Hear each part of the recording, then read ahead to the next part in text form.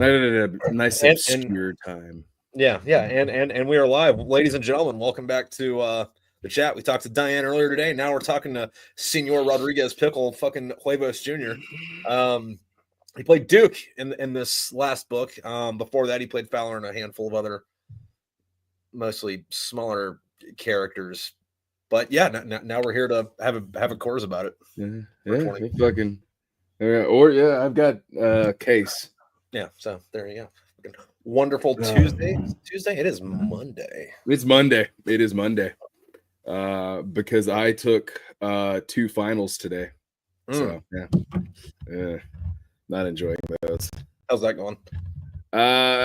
Good until I saw the third one. I have till tomorrow to get done, which is beekeeping, and it's a 2,000 word thing that I didn't know I had access to last week.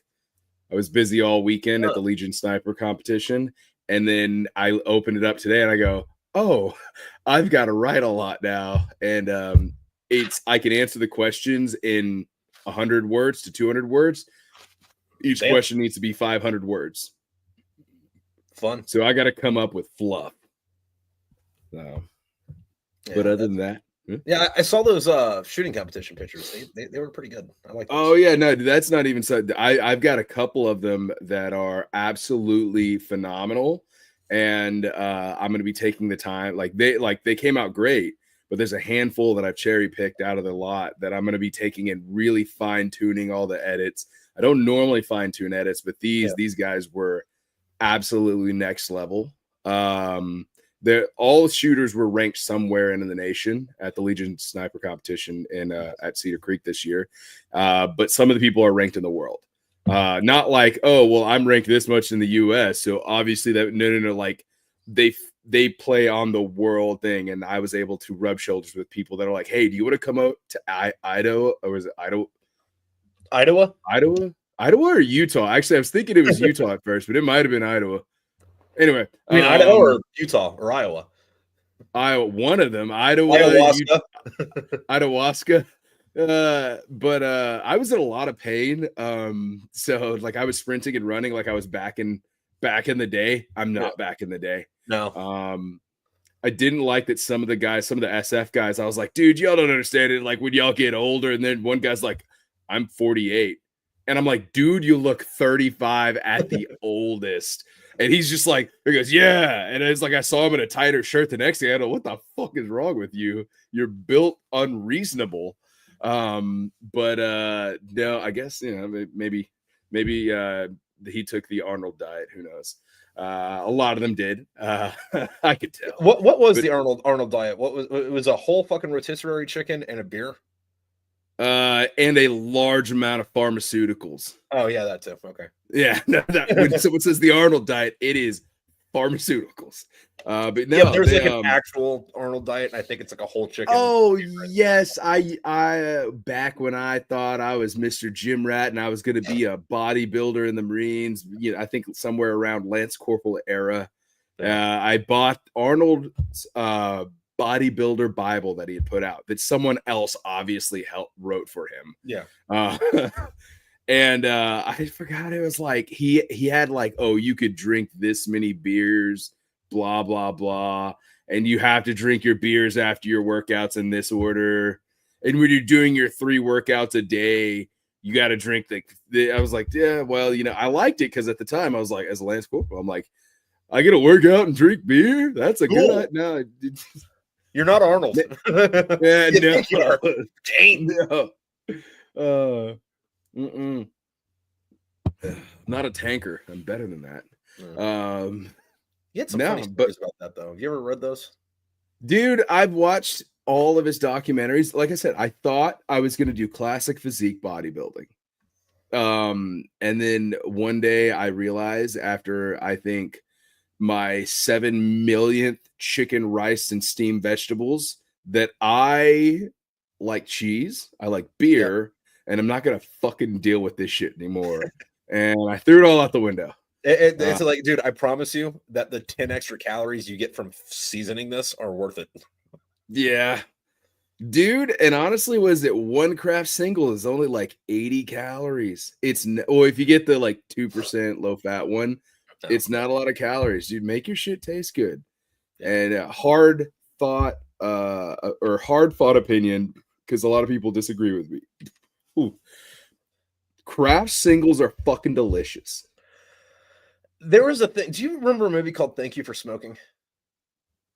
Yes, they came out forever ago, right? Yeah. There was a part in it where, because it was all about lobbyists, and the gun lobbyist guy, his like favorite dessert is you get a piece of apple pie and then put a piece of American cheese on it, and then Wrong.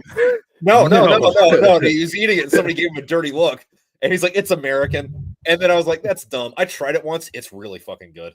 Is it? Oh my Yeah. god! I don't know if you remember this. It was Men in Black. I think it was number 3 or 2. Where it was 2. Where Will Smith goes and gets the neuralized fucking Agent J, and he's like, "You're gonna sit right there. You're gonna order." It's like, because he's like, "What's the specials?" He's like, "Oh, you're gonna make some crummy joke. You're gonna sit right there. You're gonna order your apple pie with a slice of cheddar cheese on it." It was like, and you're gonna eat that nasty thing, and then you're gonna say, "It was like, oh, you know what, sport?" And like, there's a whole scene that is somehow like focused on the slice of cheese on a piece of apple pie.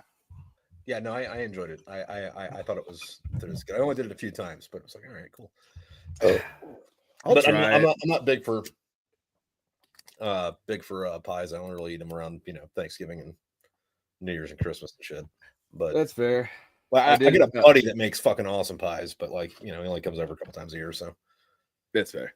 I made some. I took peaches and honey, and I made and some pectin, and threw some spices in there. Made me a nice jelly. It slaps on a biscuit.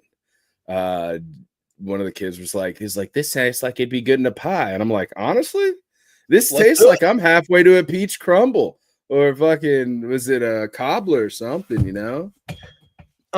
you know that the way we eat pies around the world now is a very American invention?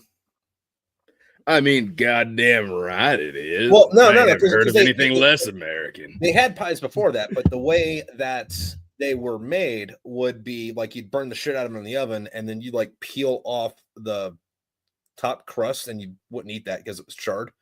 And then you'd kind of like eat it like a crumble. And then it was an American in the 1800s that figured out a way to bake them, and not fuck it up. All right. So fucking 2 things on that. First off, first thing is, I don't know if you know this, but wood fire ash on bread tastes like it's flour. It doesn't it just tastes like flour. Like if you have you dusting a flour on an already baked piece of bread, it doesn't bother you at all. Weird thing I know from making bread in the woods when I'm camping. Yeah. Secondly, we also used to shit in buckets in our room and toss them out windows, and we had polio, and we used to think the earth was flat, and we believed people like Joe Rogan for fucking medical advice. We don't do those things anymore. Okay? I got 2 things on that. First, the world is flat, and I can prove it. No, the fuck you can't. Yeah, I can. 70% of the Earth's surface is water, and it's uncarbonated. Oh, fuck. That was a TikTok you made forever ago. I walked into it. The second one is I get a buddy right now. He's down sick, but he's got whooping cough. And I've been making fun of him fucking relentlessly because did you get that on the fucking Oregon Trail? Do you have dysentery too? Did Deborah die at the lake? Oh my god, that's such a fucking terrible joke. Yeah, no.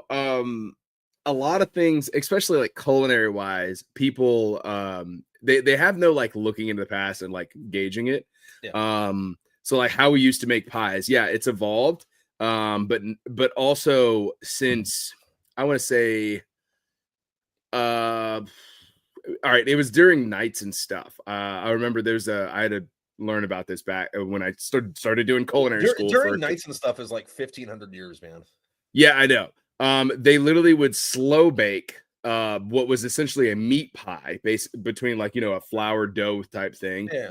And like meats, and then they would have like nuts in it. Like I don't know what the obsession with old people and throwing like nuts in random foods, but they did that shit too. Protein and beef and animal. Dude, I will tell you this. There was a lot of natural nuts out of the UK.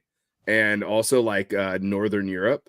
So like they had a lot of nut like vegetation because they were hardier because fruits need high pH. And like either need high pH or it's a fruit that needs like warm temperature all the time. And you don't get that in Northern Europe. But they would bake it, and essentially they preserve bake it into what was almost jerky nut inside of pilot bread. And then like knights would like take that to the battlefield, and so they would have something besides like some shithole thing to eat, or something that would give them dysentery and die on the Oregon Trail. Those numbers though are fucking hilarious because like if you just go to the Wikipedia page and like look at like a battle or a war or something, it's like this many people died on this side and this many people died on that side, and then you kind of assume it's all, you know, casualties. Then you break it down, it's like hostile enemy action, accidents, and then like 80% of it's dysentery. So like dysentery. Like everyone's like, if you could go back and fight in any war, what would you do? It's like pick your war. If it's before World War I, you're gonna shit yourself to death, statistically speaking. You know which side I'm choosing? Which other one is camping upstream? And even then, how far is that town ahead of it? Yeah. Because like that's that. I love looking at old battle maps. I don't know why, but it does give me the fucking tickles over here. Yes, it's pickles with the tickles. One, and I sent you this TikTok. It was like how like authors like oh, this guy's this military expert, so he charged his cavalry directly into a shield wall, obviously busting through. And then it's like, okay, yeah, that's stupid. But then I want you to go back and look at the battle maps of like old battles.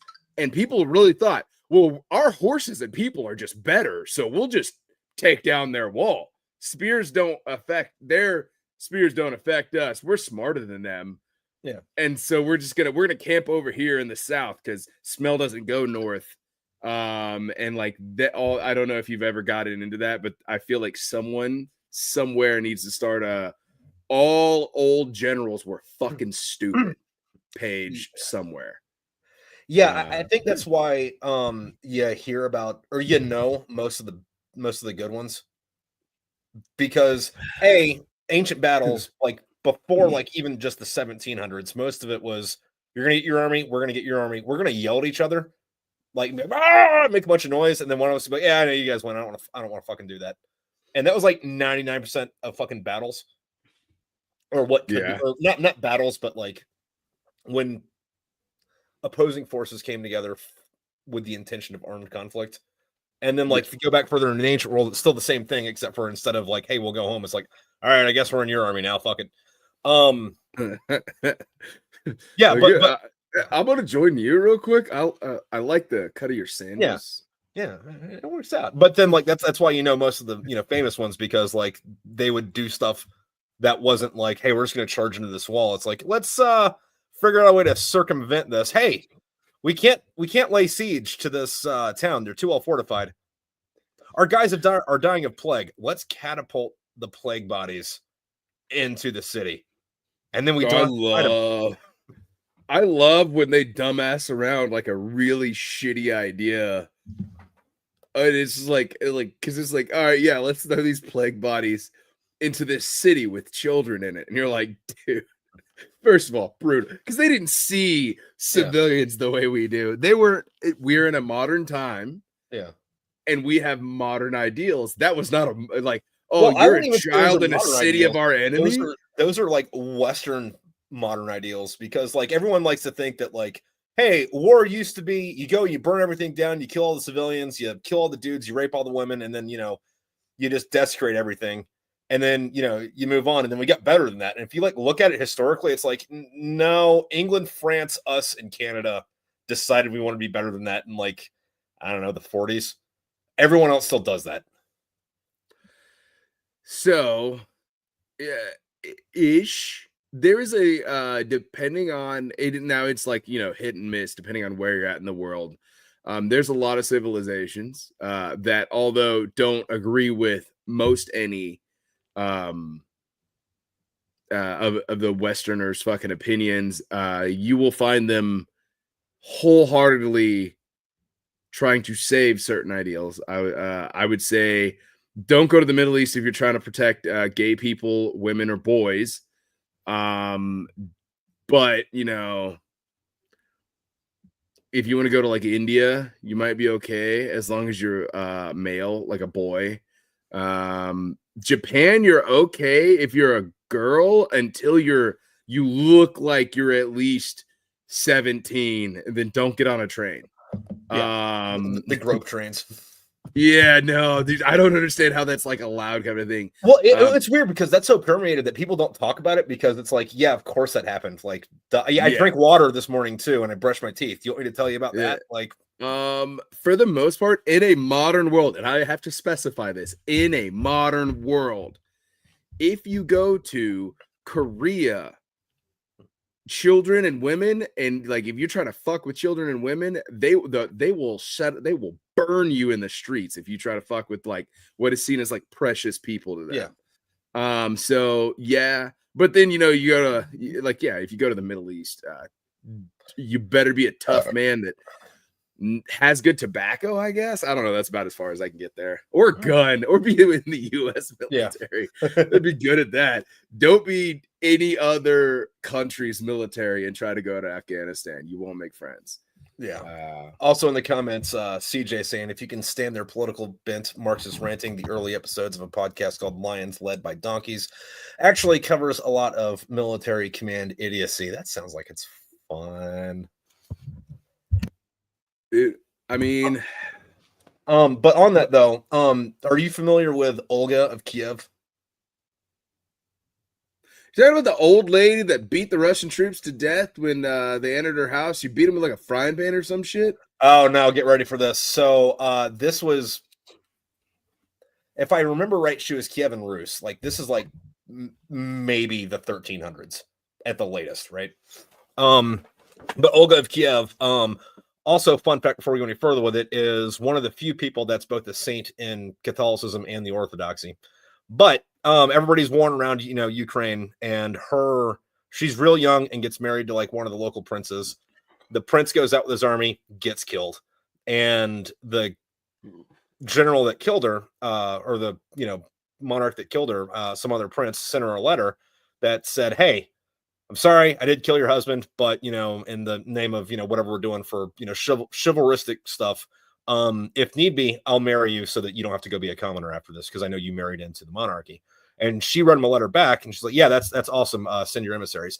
So he sends a bunch of emissaries, and then when they get there, she's like, "Hey, listen, we'll do the thing. We'll eat dinner. We'll have all that stuff, but like first." You guys been on the road for a couple weeks. You stink. You need to take a bath. So they all go into the bathhouse, and then she burns it down with them inside. And then she does this twice. Like after that, she sends this dude a letter again. Says, "Hey, your guys never showed up. Where are they?" And he's like, "Oh, I don't know where they are. I'll send more emissaries." She does it again, and then she goes around and war bands enough and like gets enough dudes together to where they go to that other dude's city and surround it and lay siege to it, and they're just like killing fucking everybody, right? And eventually the other city like sues for peace. She's like, "All right, I will leave, but before I do, I will leave under one condition. You have to give me all of your doves." And they're like, "Okay." So, I've heard this one. So they give her all the doves, and she like ties wicks to them, sets them on fire, and lets them go. And they go back to their nests and burns the fucking city down, and they kill everybody that tries to flee, right? So anyway, after this, not that Constantine, but like one of the like Constantines, like the 4th or 5th or something, hears about her. He's like, "Hey, I need a queen.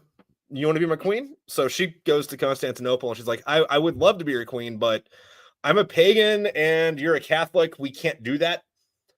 I'd have to convert. And then he's like, "All right, cool. Yeah, you'll convert. It's real easy." So while she's going through the conversion process, she's like, "Oh, by the way, while I'm doing this, my country really needs help, and things would be better if you just sent a bunch of gold to my country." And he's like, "All right, cool." So he sends a bunch of gold back to Kiev, and then she gets baptized. He's her godfather in the ceremony, and then afterwards he's like, "Hey, so you want to get married?" And she's like, "Yeah, you see, I would love to, but in the eyes of the church, you're my father since you're my godfather, and that's incest, and I can't do that. So thanks for the gold, buddy." I like it. I fucking absolutely love it. Dude, I really enjoy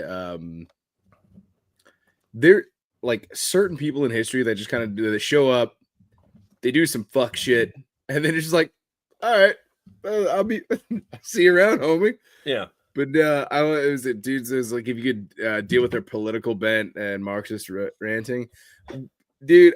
I mean, I spent watched a lot of Netflix. yeah. Well, so I'm at a weird. I have my own ideals. You know, Yeah. I'm fucking pretty like I'm pretty libertarian, I'd say, but I Yeah. also lean a little left, just Yeah. because like I want like if people, I believe in not in people, but you know, do good by people kind of a thing. I believe in social help on the small level. Yeah. And when they're like, oh, well, you can't do that because no one's gonna do, someone's gonna abuse it. Yeah, well, you can't always be a pessimist. Like, I hate everyone. That doesn't mean I want everyone fucked off. Yeah. And so like that, and then also, I go to also, like, if you're going to complain about me helping people, yeah, like, fuck off. yeah, fuck off. And then like this is literally a charity thing. Which what is charity? But some weird form of socialism. But no, I go and like I'm at the range, and all these guys are like former fifth group guys that are like, you know, they're really cool, but they all of them are like hard Republican. And I remember when I drank the Kool-Aid, and because I in high school I was very like I loved punk. And I was like, fuck the system. Fuck it, burn it. I'm gonna join the Fuck the military system. now. I'm going to join the Marines. Yeah. Well, it was like, fuck. Oh, my band's going nowhere.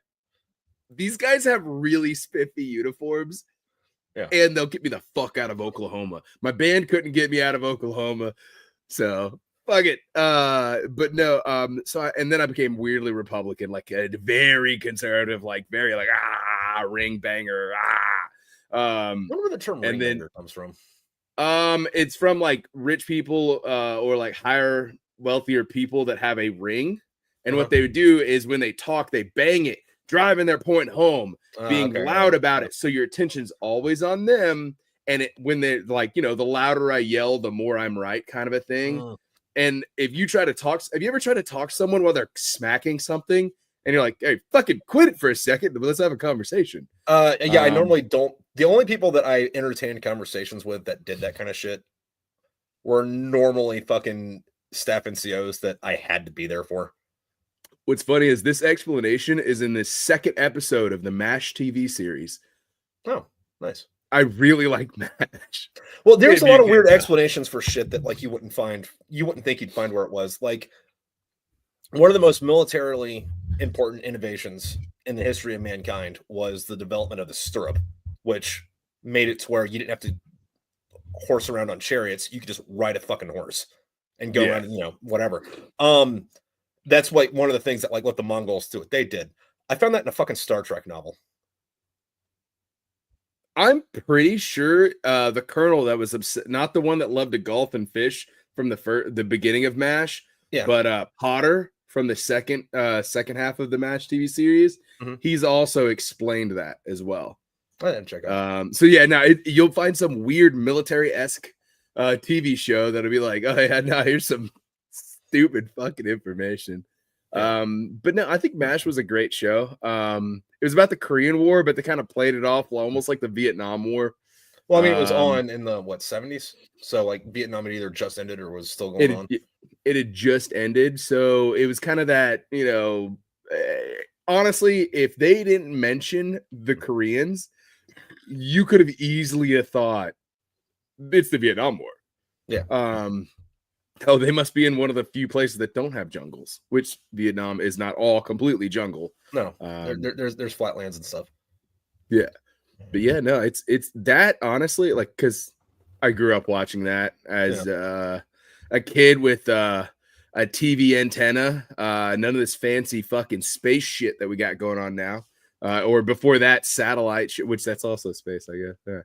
Yeah. But I remember when we got satellite, and then I remember when my dad was like, this shit's too fucking expensive because all the promotional things ended and they quadrillionized our fucking bill. They're like, oh yeah, you know that at the time it was probably like that $40 a month. Yeah. Now it's 700, and you're like, oh, fuck that. I think my dad defaulted on that. We never. I had some friends that had satellite. My dad got pay-per-view for exactly 1 week, and it was like, all right, cool, we're gonna do this now because this is how you watch the good stuff. And he had a party, and it was like, all right, cool. So we're gonna watch this Mike Tyson fight. This is back in the 90s. And I this can fight's tell by gonna the be awesome. Mike Tyson reference. And it's gonna be awesome, and it's gonna be great. And we're gonna have this stuff on pay-per-view all the time. Anyway, fucking the fight starts. Dude rings the bell. Mike Tyson walks across the fucking ring, punches the dude once, sends him to the fucking hospital, and fights over in like what 4 seconds. My dad's like, I'm canceling this shit. Fuck it, I'm out. Was it had a guy that would hack the little access cards? Access cards? Yeah, so like pay-per-view, you get like a cable box type deal, and then like you have a card that you put in there that was like your access key code thing. So that was like, I think we missed cable in our house and went straight to like this was also, you got to remember, like I grew up, we didn't have shit for a while, and then like my family worked, like this was at a time where you could do it. Yeah, they fucking broke their backs to get out of poverty, and to make sure they had a fucking, they had more than fucking a nickel and a half to rub together. Yeah. I don't know if you ever try to rub half a nickel with a nickel, your hand will slip. I'd imagine. But yeah, no, it was so like the whole cable thing, I was like, I knew people that had cable. I don't remember we had like the fucking antenna. And I remember you have to like point it the right way. Or like you can't get it to work anywhere, but if you're holding it and you use yourself as an dude, oh my god. Do you know how many storms would come through? And like, I'm the middle child of 3 brothers, and my little brother's kind of a fucking, he's kind of a pussy. And then my older brother was this big motherfucker. So it's like Sam would hold it, I'm tired. And then he was like, I'll cry that you hit me. And you're like, and my brother's like, I will hit you though. And I'm like, fuck. Because I know I can take a hit. I'm not gonna cry because I'm not a bitch about it. So I'm standing over there watching. This is the worst kind of stoicism.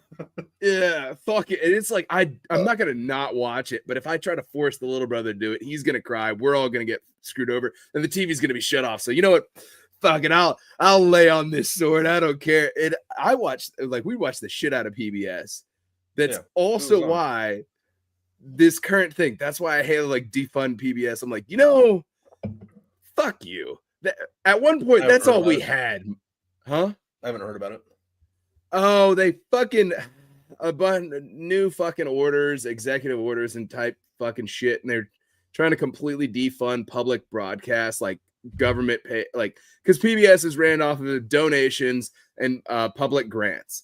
Yeah. And it's like, that shit's highly educational, dude. Like, and then it's also some people that might be all they got. Yeah. So yeah, PBS is might be dying away due to actually on that shit. I don't know. I'm just asking here, but like, is there a way to watch PBS if you don't have cable anymore? Like, can you get TV anymore? Yeah. Can you? There is a way, like you could buy, it's not like the old school antennas. It's like a weird modern thing that I think clicks into some sort of like cell phone tires now. Like it's not the old school rabbit ears, but it is something you plug in the back of a Roku TV. But if you can afford like the smallest amount of internet, Roku, like smart TVs, which are now stupidly cheap, and I have a whole problem with that because I broke a smart TV when they were still new.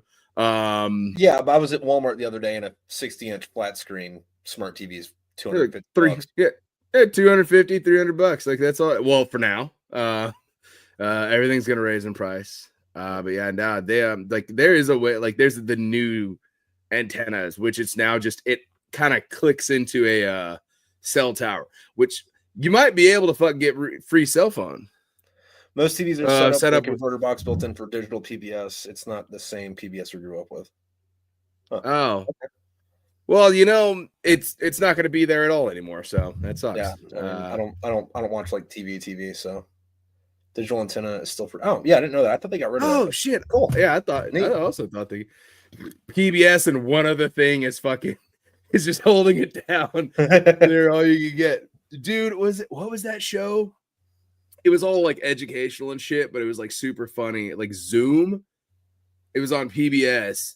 It came on like after school, and that was the only way my parents got me to actually like lock in on homework sometimes was they're like, you can't watch that shit until you finish with this. And I'm like, fuck, all of a sudden I'm a scholar. I'm fucking smart. I'm like, I'm tapping into brain cells that have not awoken yet. And I'm like, ugh, I need to catch this fucking TV show. I was like, that's the way I fucking bribe your kids. That's a life lessons for everyone that's a parent.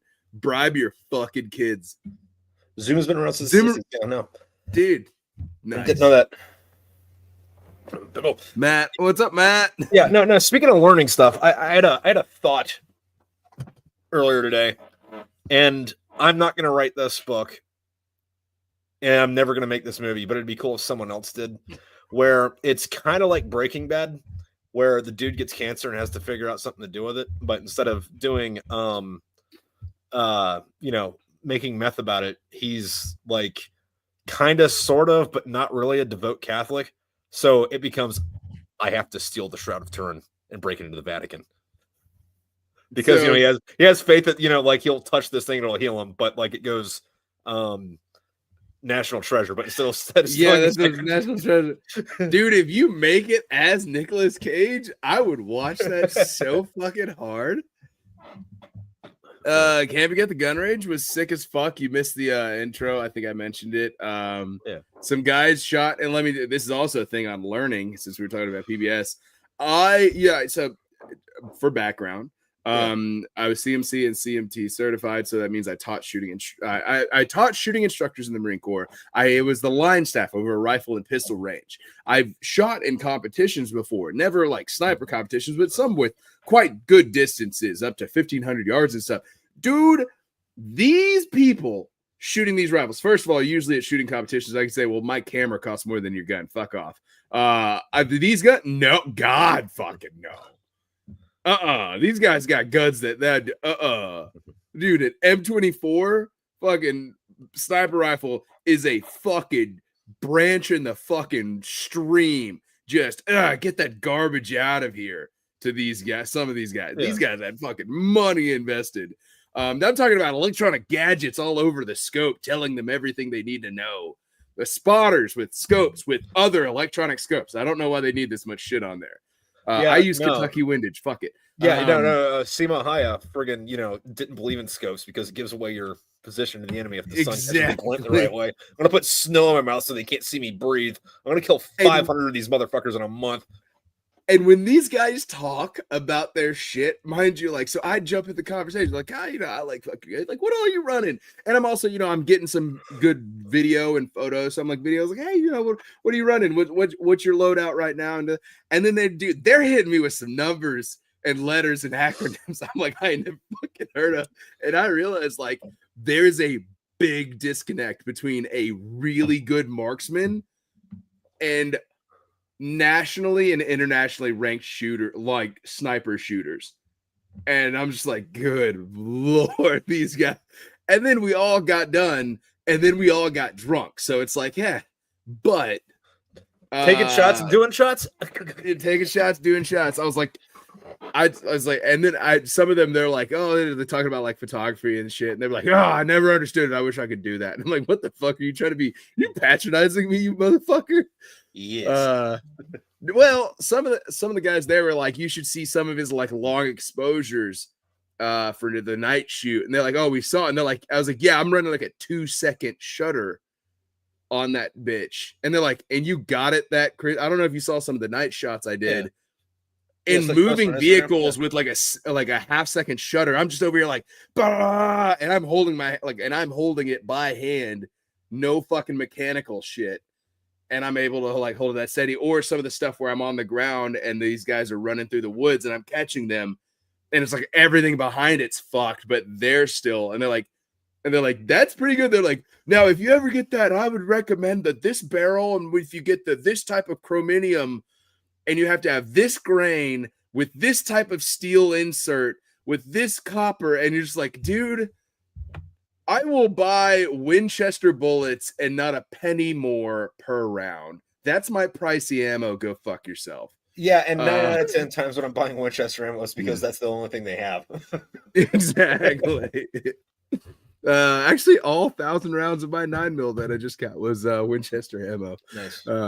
So, but also it was a good deal. It was just a phenomenal deal, kind of a thing. Yeah. Well, I'm still not over. What is it? I think it was 2018. Malaysia changed whatever their machine guns were, and they weren't using 7.62 NATO anymore. So they were just offloading fucking ammo. And I bought a couple crates of it because it was like, all right, $100 for 500 rounds of 7.62 NATO. I don't know. And then ammo is never going to be that fucking cheap again. Dude, I used to, when I was running with my SKS a lot, just having a ball because it's a fun rifle. Yeah. And a milled SKS will outshoot a fucking AK any day of the week. Oh, yeah. But a milled AK also costs like fucking $2,500. So I think the cheapest one you can get is Century Arms, and they put out dog shit.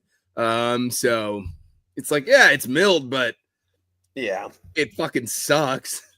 Yeah, no, I got a I don't remember what the model number was, but it was Wasser, so I think it's Polish or Romanian, and it's a hammer.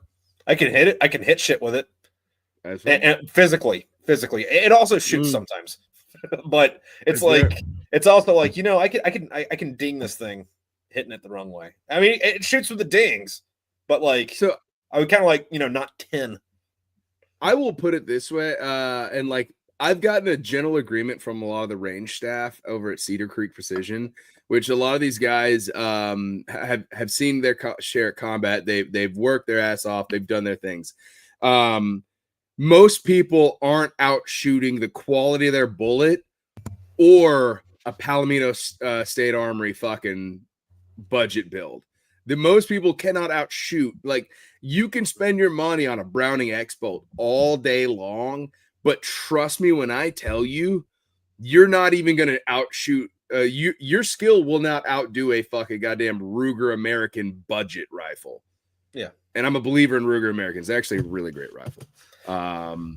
Yeah, I haven't pulled the trigger on it yet, so to speak, but I do want a Mini 14. I think those things are fucking cool. My dad's got one from Ruger before he bought his when Walmart said, we're not selling these war weapons anymore, which was like 2016. I don't know. They've been saying that for a minute. So, they said we're not selling it anymore. And so they said, we're getting rid of them. And then they put all the war weapons on sale so everyone can buy them. And they stopped carrying them, but it was like, oh yeah, Ruger. This was like when the Mini 14 was it was I think it was like $800. He got his for like $650 flat, and now it's like fucking $1,200 to buy one. And you're like, dude, I'll buy an M1A1 SOCOM from Springfield for that fucking dollar. And I don't know what your experience with that, but I got a Springfield M1A1 and I fucking love it. I want one so bad. Yeah. My DMR turned out to be a 5.56. So it's the fucking gun I just I'm almost done building. It shoots, it's fun to play around with, but I will eventually swap out the barrel, and that will get me a little bit tighter on there. I don't think you could appropriately call it a DMR, but I mean, most people, if you took a fucking 0.9 minute of angle fucking rifle and a 0.110 or a 1.1 minute of angle rifle, their groupings are still going to look the same. Yeah. Probably like this. I shoot a little bit closer, but even then, fuck it, dude. If I can fucking drive tacks pretty reliably at 1,000 meters with a rifle, I think that's all I really fucking need. Yeah. But yeah. And I'm getting a new suppressor. Jamie I'm just here to have fun. Yeah. Actually, that's not true. I have a vicious prejudice hatred for paper, and it needs to be executed. That's fair. I have a hatred towards steel. Because there is something to be said against the whole pull the trigger, reset, ting. Yeah, I haven't got to play with it too much. I've only shot at it once or twice, but it was fun. come down here, dude. I've got the lawn on Cedar Creek. These guys are I'm cool. waiting to see what happens next time I come down there, because last time I came down there, it was pretty fucking epic, because it was like, oh, look, there's a storm. Oh, look, there's a bunch of tornadoes. Hey, there's baseball size hail. Everyone's going to not go to this concert because of it. And then, like, how many people were at that Steel Panther concert? 200? They like Maybe? maybe 200 people at a Steel Panther concert. It was really intimate with the band. We saw an amazing opening act, and none of their other music matched. No, I listened to them on the way home. I was pissed off, dude. I was mad. It's funny because it's like they had started off with one style and one type, and then they might have had like a couple of month hiatus, sorted some shit out, got really good. Hope probably did more drugs, either did more or less drugs. I don't know which, but whatever it is, they found the amount they need. And the show they put on, you're like, holy fuck, they're great. And they also dyed their hair and wore more fishnets. So, Yeah. And the chick was like, had that like Mexican Catholic goth vibe thing going on. It was good. But now Steel Panther slaps. Still waiting for his Honey Badger. You've been waiting for like a year, I'm pretty sure. But now I'm getting the suppressor for the little DMR build. Nice. Pretty happy about that. I just talked to one of the guys from the range. They're like, hey, because I was like, oh, I don't know which one I'm going to get. I've been looking into several of them. Like, we got a guy, Dan. Dan makes suppressors legally. Do you want one? I'm like, yeah. What's his name? What's his company? He's like Black Hat Industries. And I looked him up and I'm like, dude, they're all on back order, sold out, it says. And he's like, I'll text him in the morning. And I'm like, oh, am I going to get nice. Look up. I was like, am I gonna get the personal like Dan's buddy? I was like, and then I'm thinking about it. If Dan is the same Dan I know from the Rage, he has been at every competition, and I have taken so many photos of Dan. Dan needs to help. Like, I will take photos of the suppressors all day, goddamn long. If anything, if it's the same person, Dan knows my work and knows that I will whore myself out for a patch, much less a suppressor. Have you seen that meme floating around where it's a diagram of suppressor, like one that's like cut in half so you can see the insides, and then under it it's a fleshlight cut in half the same way and the exact same patterns inside of it? It's just like, hear me out, dude. So suppressors are kind of funny because do you remember, I believe they're called the Delisle rifle. I was horribly obsessed about this rifle like 4 years ago. Okay. It was British commandos in World War II. They were dropped in with these 45 ACP bolt actions with an integrated suppressed barrel. Yeah. And basically it's like, obviously that's the smartest thing and they're like, yeah, they were dropped in during like it was like, I forgot, did they say it was during the snow? It was basically during the rainy season. Yeah, of like Northern Europe, where everything just goes to shit for a fucking couple of months, which I'm pretty sure is just year round. I have a thing on that when you're done, but remind me of that. And they're just like, yeah, their entire thing was to just go to like from area to area, and anybody above a certain rank, they would just pop a shot. So the OSS or the SAS, my bad. OSS is the off-road shooter series that I was just at, not the sniper thing. That was the thing 2 weeks ago. No, the OSS was the Office of Secret Security, which was the precursor to the CIA in World War II. Well, no, I was actually at the off-road shooter series is actually okay. Well, that's a different OSS then. Yeah. It is, okay. It's like no. I'm here on behalf of the CIA. The CIA, yeah. Christians in action. Yeah. Okay. All right. Yeah. Sure. Don't give this guy any information. But now we go and so basically we go and we drop by we I mean the royal we drop the SAS into Germany, and some of these guys, they're like, hey, you're gonna be in these like couple of dude groups, and then you're gonna have like these Delisle rifle, which is integrated suppressed barrel, and the length of it in total was like maybe 16 inches. So this thing is compact. The barrel was like 8 inches, and then it had like, it's baffling, but then it had like a backspace for it to like have the gases come back as well. So like it was very well designed. But if you look at it, it was like that big around, 1940 style. Yeah. All right. So we put a 40 on a 45. Got it. Yeah, basically. And apparently it was well, I mean, 45 doesn't break the sound barrier anyway. It's a bolt action, and then you found a way to like throw some baffles in front of it. And the baffles are literally that. Washers. Yeah. That's it. Were there curves in there? No. Hey, look, man. If it's stupid but it works, it's not stupid. And it was unfucking reasonably like good. And they're like they had used I forgot which American Rifles bolt action as like the base for it. I know someone got in trouble for it. 3 Probably, but they were like they basically were like whatever most reliable bolt action at the time. They're like steal that and we'll deal with the consequences later. I got a war to win. Yeah, we got a war to win.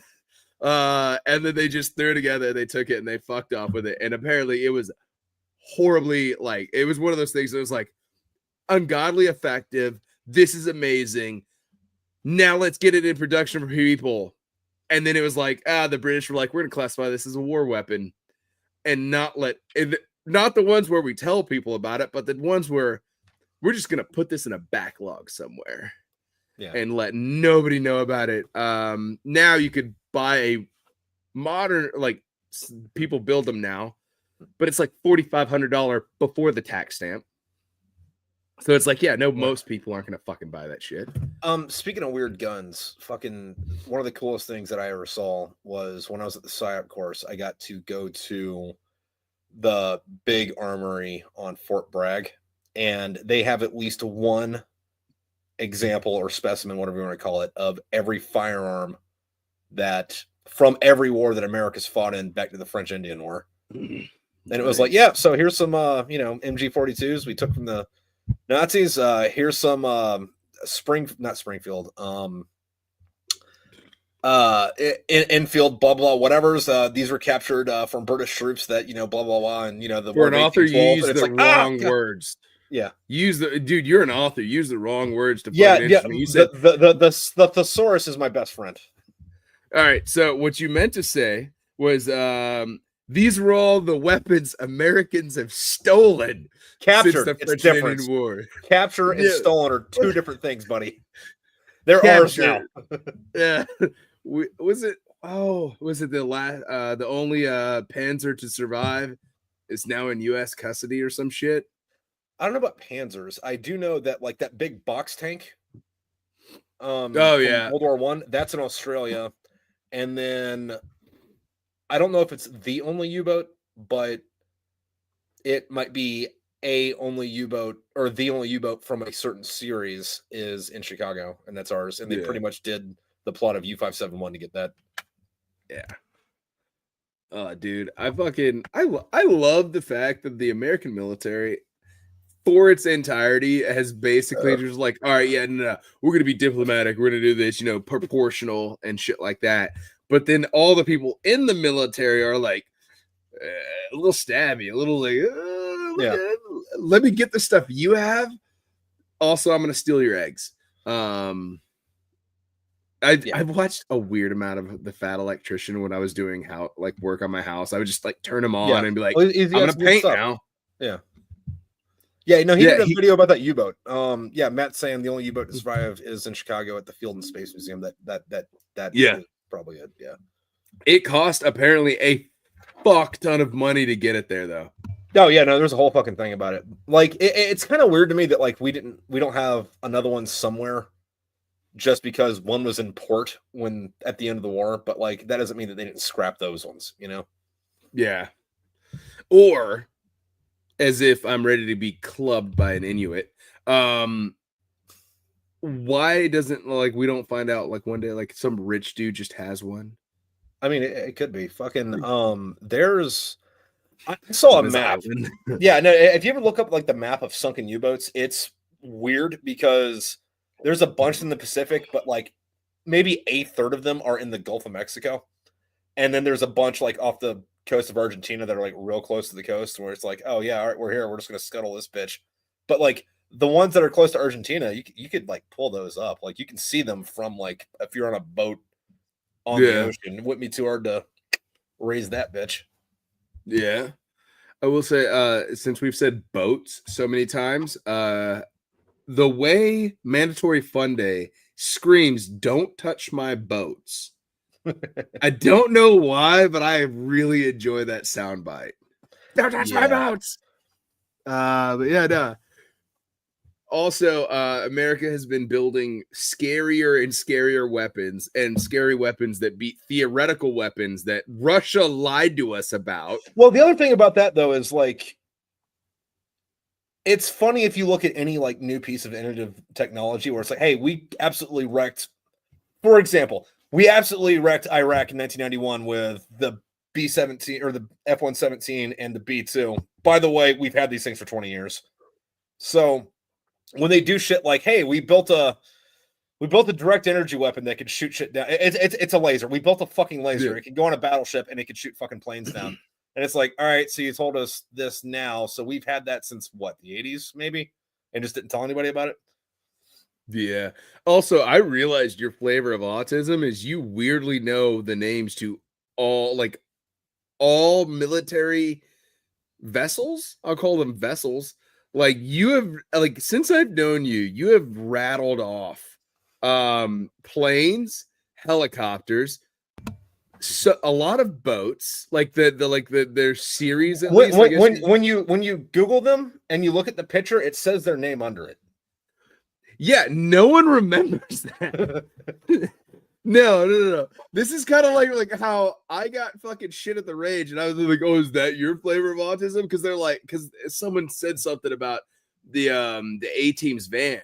I was like, "Oh yeah, the Chevy Ventura. The original one was supposed to be a 1977," and I just got looks, and they're like, "I didn't fuck you know." I was like, "I wanted to know that one day."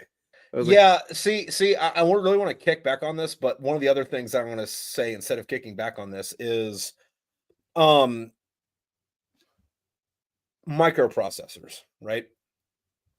Where the fuck is this going? Microprocessors, right? So for the longest time, the official story was that microprocessors were invented by IBM in the mid 70s, and then they got put into computers, in the mid to late 70s, and that's where they came from and when they started getting integrated.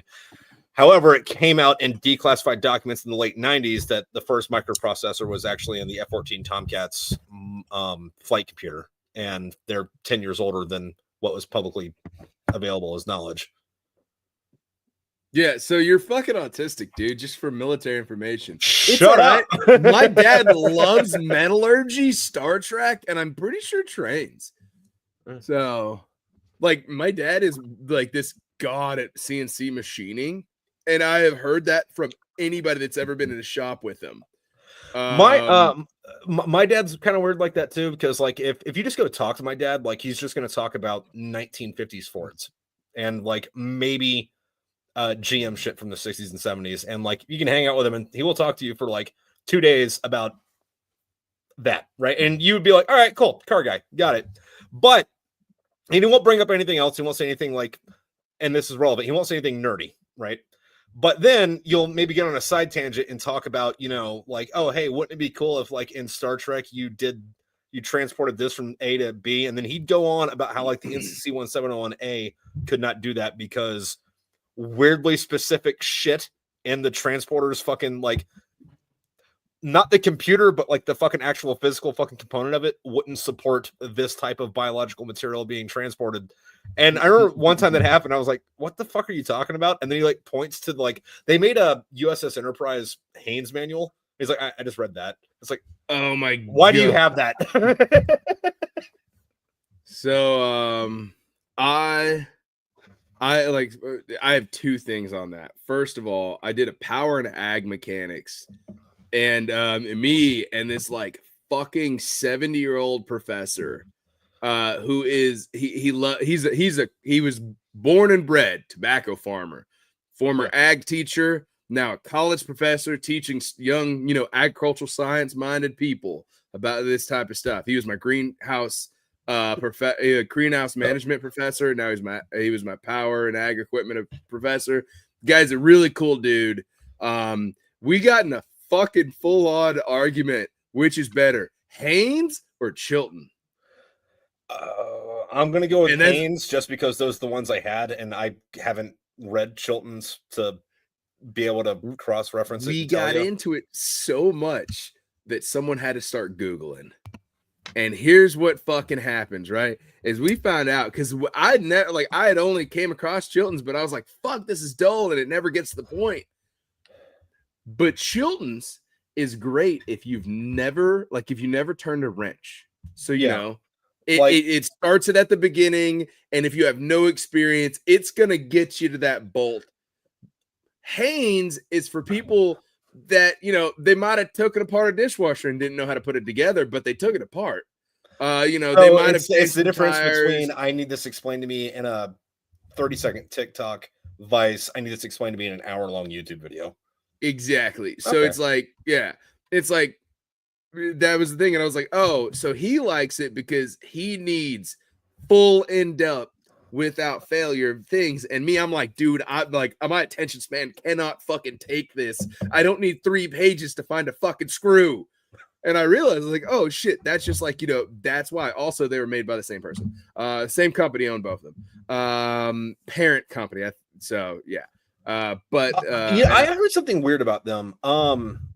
You know Dune.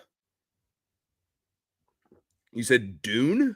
Dune, like the book, and the movie. Yeah. When he was trying to get that published, no one would pick it up, and he eventually got that published through the people that did the Haynes manuals, because that guy was like, all right, yeah, I like this. Fuck it, I'll publish it. Fuck it. Oh my god, I need a Dunes version of a not really a Dunes version, like the original Dunes artwork. Uh-huh. I need that, but the cover of like a Haynes manual. That'd be cool. Yeah, just I don't know. Someone smash those together. Get AI or pay an artist to do it. Yeah, no, but going back to the Star Trek thing, I do appreciate that Haynes does do fictional stuff like for walls. Yeah. I mean, I haven't read it, but like I've seen like the Millennium Falcon and like Star Destroyer. Dude, they stopped carrying fucking those books at goddamn O'Reilly's. Really? You can get a digital copy now. Everyone's got a cell phone, and that's what it is. And that's what it's turned into, dude. Dude, if I'm going on my phone, I'm going to YouTube. Like, give me the fucking book.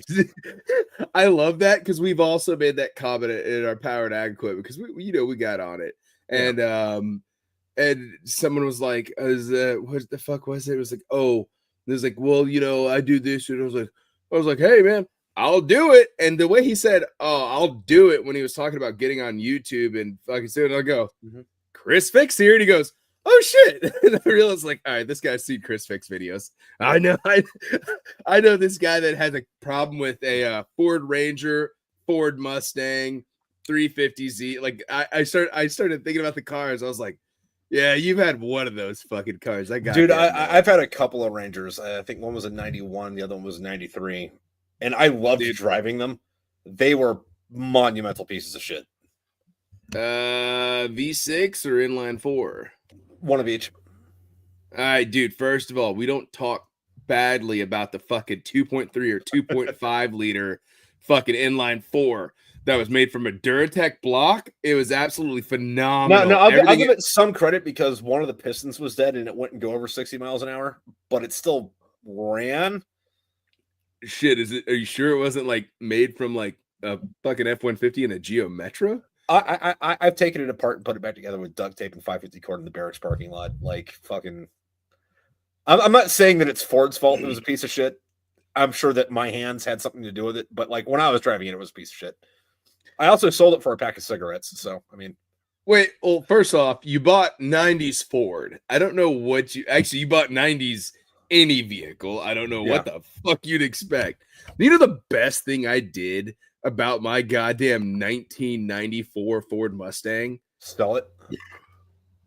No, it was absolutely 2 years after 94 is when they switched to overhead cams. This was still when they had actual a non-modular engine, so like a standard engine with fucking normal shit. I fucking converted it to carbureted. and got rid of so much electronics in the process. I've done that with a few vehicles, and I shit you not, any problem in the 90s has to deal with electronics or vacuum. Yeah. That's it. That's literally, it's because they didn't know what the fuck they're doing. Now, obviously, they needed a decade to sort it out. But I would say if I was going to take another Ranger, it would actually still be in the early 2000s. Those things were fucking just great. Now, late 80s Rangers were also absolutely phenomenal. No, because I was going to to say, if I were to ever buy another Ford truck, it would, like, that wasn't like a classic. I'd get like an 88 step-side F100. If I was gonna get an old truck that isn't a classic and that isn't my old Chevy that I have, yeah, it would it would be which by the way, we're kind of weird with terms because technically 90s cars are classics now because classics are older than 25 or 20 years old. Yeah, go fuck yourself. Classic. So so probes are classic cars. Yeah. Now. Speaking of that, anyway, there's a really cool fucking big car show we have here every year. It's at the end of August, or I think it's at the end of August. But they like close down all of downtown, and it's like 10 blocks of fucking cars. And there's two that have been there a few times that I just fucking love. One of them is an AMC Pacer, if you remember those, like the Murphmobile. Yeah, and the other one's a '94 Escort, and they are both in immaculate fucking condition. And part of me is like, who the fuck kept a fucking Escort in that kind of condition? But also, you know what? I like it, dude. Nothing I found. So I love my fiance, and I love her for many reasons. Well, she's a nice girl. I bet her. She's cool. But the day she told me she loved pop-up headlights, I was like, dude, God damn right. I fucking love them so much. Dude, yeah, it's like you turn on the lights and it's like weapons fucking activated, dude. Dude, it is a fucking treat. And it's bullshit why they got rid of them. The justification was like, well, if you hit somebody with them, the pop-up headlights are going to hurt them more. And it's like, you know what else is going to hurt them when you hit them with the car? Hitting them with the fucking car. So here's what's wrong about that. This is my little one of my many fun facts that I enjoy. So the reason we started doing pop-up headlights is there wasn't really bumper height restrictions. It was your headlights have to be at least this high, to drive on U.S. roads because for safety. Because that's also why U.S. didn't get a lot of great imports that we really needed. I really needed. I don't give a fuck about you people. I needed them. Yeah. As if as if I was buying cars in the 80s, brand new or something. Speaking of that, remind me of imports when you're done. All right, I'll remind you of imports. I can go all day on imports. So we started like, it's the headlights. It's the headlights. And then somewhere along the line, they're like, because that's how like Japanese cars were getting it in. Yeah. Well, American cars were doing it, and then Japanese, it was a whole thing. And then all of a sudden, they're like, you know what? It's an emissions and a bumper thing. And so they like, pop-up headlights don't matter. Some car companies recognize pop-up headlights still fucking slapped. Yeah, dude. Pontiac was one of them. Fuck, dude, don't even get me started on Pontiac, man. Fucking dude, the WS6 I think was absolutely gorgeous in its own right, except for the rear tail lights. I used to hate them. Now in my age, I'm starting to enjoy them. I'm like, you know what? I like it. No, when I was working at the car lot, remind me of imports. I will go right back into that if I don't remember. But when I was working at the car lot, there were some older guys there that were working at GM when they got rid of Pontiac, and they said they cried over it because, I mean, A, Pontiac, but B, apparently you couldn't keep Pontiacs on the lot. They'd get off the truck and they'd be gone in 2 or 3 days.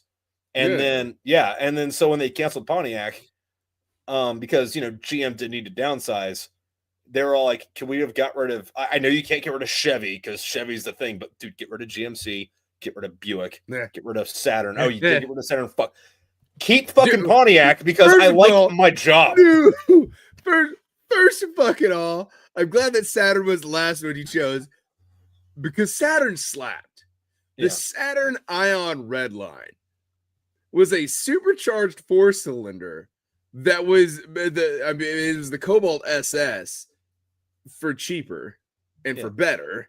And like all of it, like my mom had one. That thing was a fucking tank. Also, the dude that had it before us was a family friend that literally abused it. My mom had it, drove the piss out of it. I think it was on 300-something thousand miles when my aunt flipped it in Arkansas, like going in a mountain pass.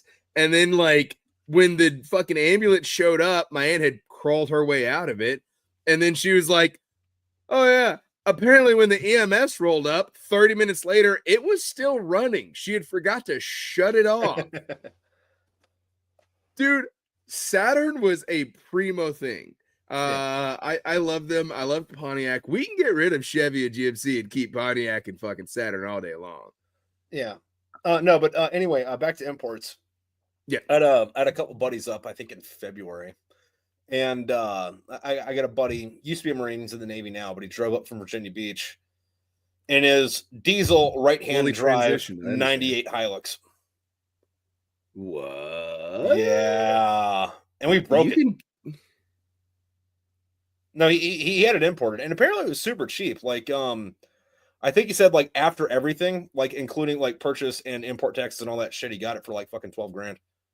So if you buy a import from someone in the US, you are going to pay a premium. Yeah. A stupid amount. So I was looking at some imports because I was like, I might sell the Blazer and get something, something else, because the Blazer is the fun mobile.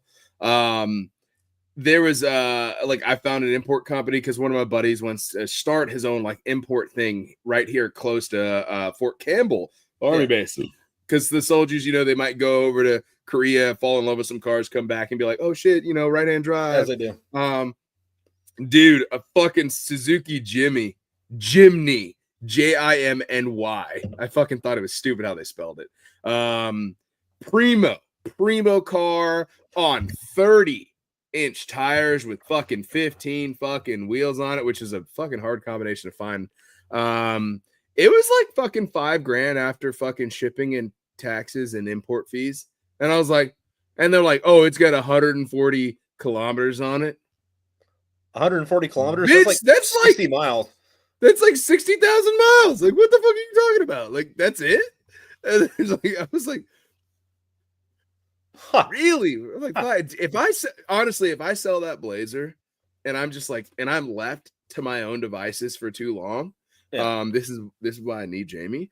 Or if I do anything, like if I do this sniper shoot in fucking Utah-Waska, Idaho, Iowa, one of them. I don't know which state it's in July, and they're like, hey, we're gonna give you, because like I got paid more money than I expected for this last one, but if I get paid along that size and then they include the drive and everything, I'll be like, Jimny?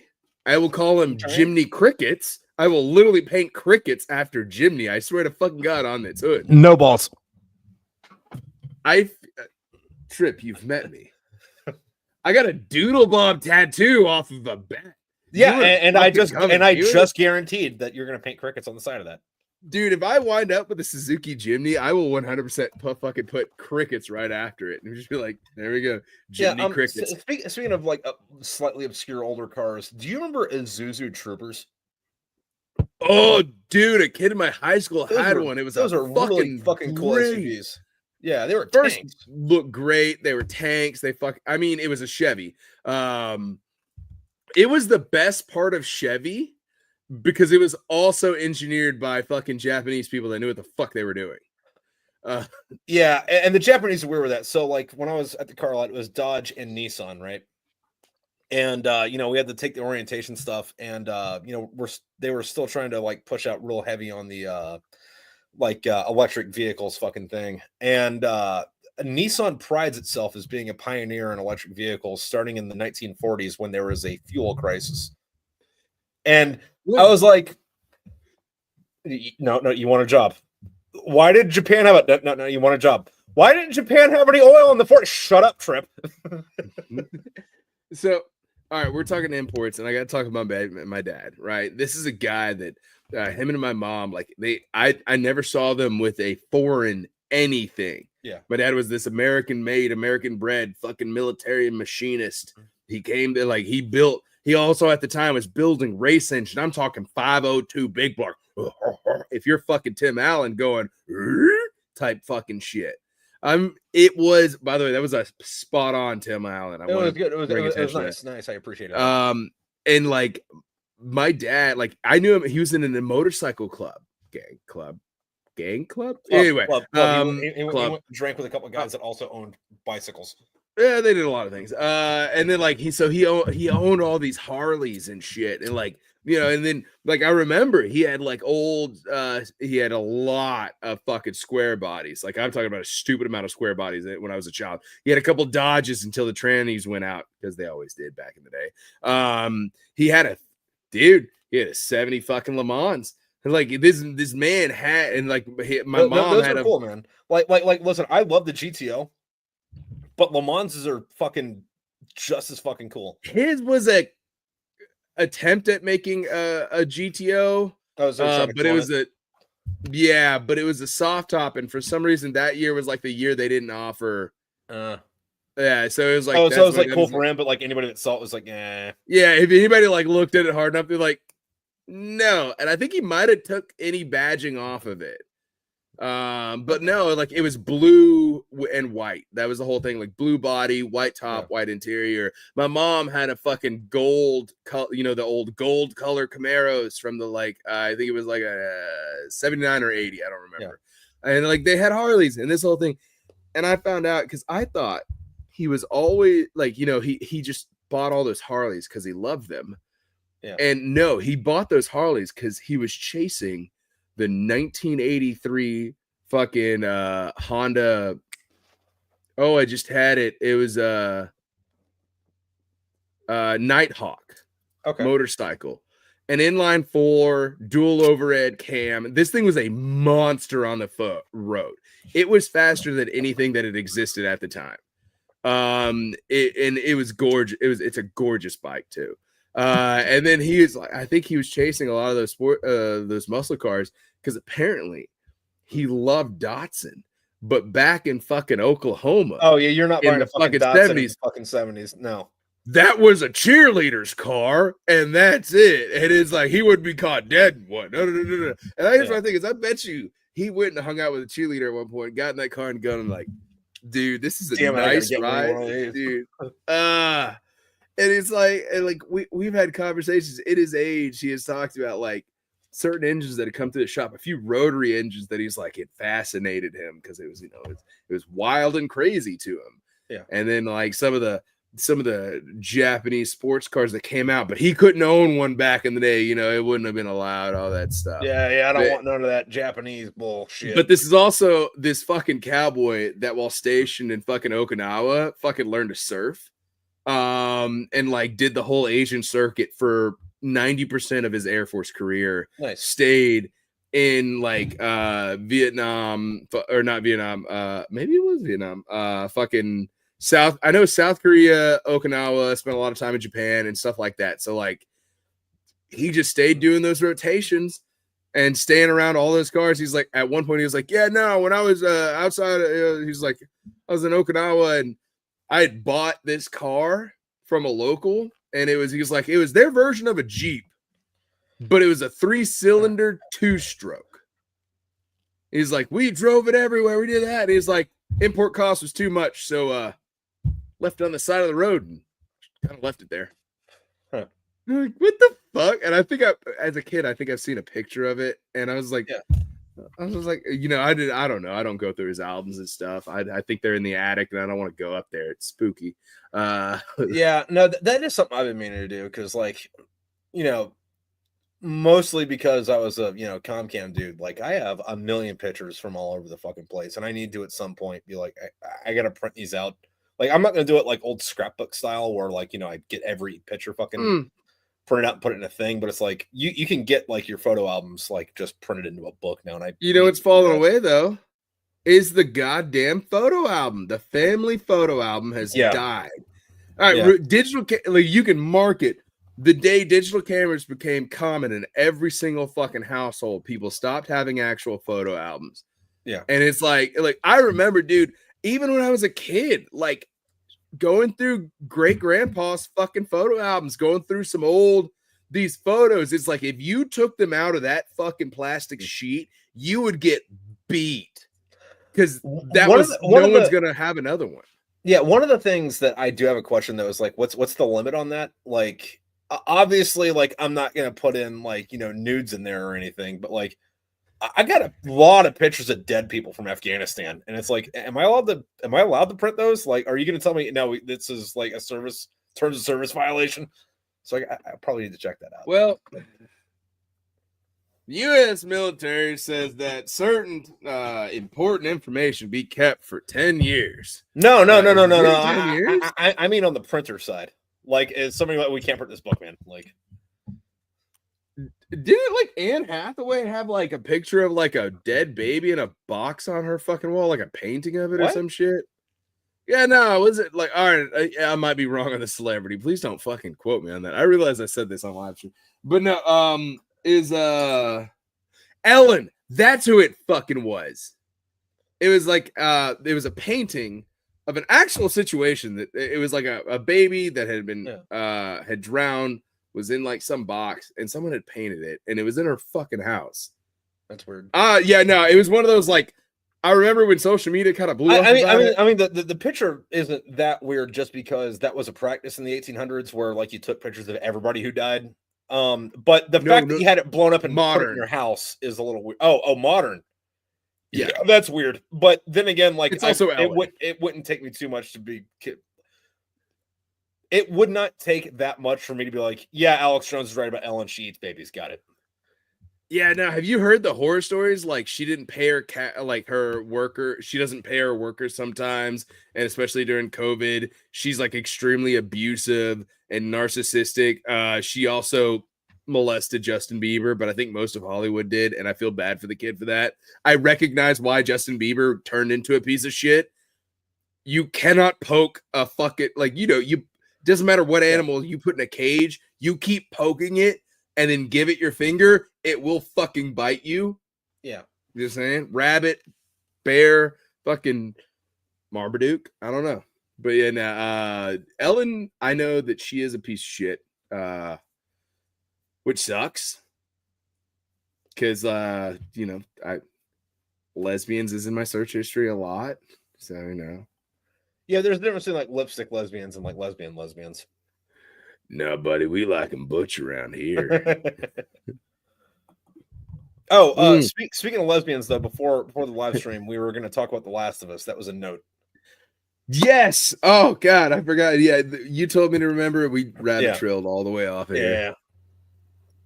How do we get from imports to dead babies? It'd be like that. The attention span doesn't work, and Coors is a hell of a Kool-Aid. Yeah. Oh, by the way, Colorado Kool-Aid. Happy Mexican Day. Hey, happy Cinco de Drinko.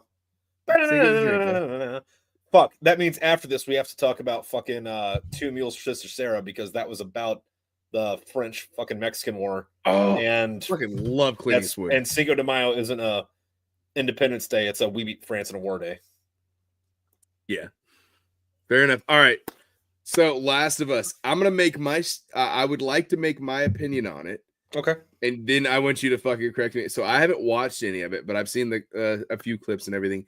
My only thing is some of us in the newest season, or some of the characters in the newest season, some people like me believe some of the women should be more jacked and they should have used WWE wrestler chicks because in the game they were more jacked. In the game that chick was jacked. And they made a huge deal about it because everybody's like, that chick couldn't be that Jack in the Apocalypse. She wouldn't be able to get a hold of protein and creatine and she wouldn't be able to eat. And then the developer's like, no, this is this character. Despite the apocalypse, she should be jacked and fuck you for thinking anything different. And then they make the show and they get the chick and she's a good actress, but they should have made her like, hey, you want to play this role? Cool. We'll sign you on now. If you go on this dude's weight, look, you're going to gain 60 pounds in the next fucking 10 months. But Oh yeah, now dude, if Taylor Lautner could do it in the fucking Twilight Queef series, and where he gained like 60 pounds of muscles for one of those movies in between fucking 2 years, you could throw some goddamn in a world of anabolic steroids. You're telling me this actress can't get jacked as shit, or at we the very can't find or a at the very replacement? least, like if she couldn't get fucking like chick jacked, she could have got like Sarah Connor and Terminator 2 jacked. Exactly. That's a good point. I will accept 90s and early 2000s like femme fatale. Fucking bad bitch. You come up here, and fucking just like and whoop up on a motherfucker.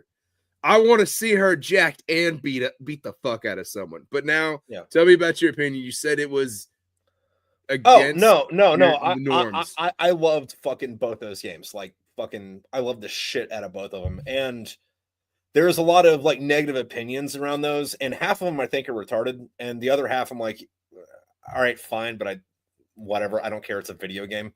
Because like one of the big ones that people hated about The Last of Us 2. Actually, there's several big ones, but I'm not going to go into like the big one for those of you listening because he hasn't played the games and I don't want to spoil it. So don't comment it. But one of the criticisms, one of them like a pretty big commenter on games or something. No, but it's like a big controversy in the fucking game, big plot point. But one of the other ones that people kicked back on was everybody didn't want to play it because there was a tranny in the game. And they thought it was the big Jack chick. And it's like, no, that's just a big Jack chick. There is, if you want to get technical, a transsexual in it. However, that person didn't go from like girl to boy because she felt like she was expressing her true self. She was about to get sold as a sex slave and wanted to hide. And was like, no, I want to be a boy so I can be a warrior and not a sex slave. So Xena jacked. Xena jacked, yeah. Yes, I would accept it. Actually, get her today. Get that. I forget her name. Get dude, her Lucy back. Flawless. That's it. Fucking get her back here. I don't care what her age is. I don't care what she's doing. Like, oh, she's gonna play a 20-year-old girl. Yes, okay, cool. Yeah, will. Dude, I don't care. Look. Did you watch American Pie and laugh? Those guys were fucking 30, not 17. All right. Exactly. We'll suspend disbelief. Stifler's mom. Oh, this reminds me of the 4th of July. I just want a hot dog real bad. Yeah, no, but the other thing with The Last of Us 2, without going into details, a lot of people were mad about the it's been out for years. yeah, but you haven't played it. I don't want to ruin it for you. Dude, but like it's fine. Yeah, but like a lot of people were mad about, I guess, like the themes, the way the story went. But if you pay attention to it, the first game was about learning how to love somebody, like not in a sexual or romantic way, but just like you're another human being, and I need to love you. And the second game was learning how to fucking hate. And I guess people didn't get it. So besides Last of Us and a handful of other games, because I've been gaming for a hot minute now, the story that gives you some sort of emotion, some sort of feeling, some sort of, things are going on, that used to be a big thing. And my favorite games, I've mentioned it to you a million times, Time Splitters, Future Perfect, great game. Was like absolutely phenomenal. Because I think you start off believing you're in the right, and then it takes some weird turns, and then you got to correct some altered history, and then you got to hand yourself a gun a couple of times in weird ways and be like, oh, I'm a fucking idiot. I fucked that up. Let me give myself. And then all of a sudden, like it's just like humanity's fuck type thing. Great games. I swear to God, if they would ever remake it and throw it, I would throw money at a computer to play it again on like a modern system. I have it on a not modern system. But no, nothing wrong with a non-modern system.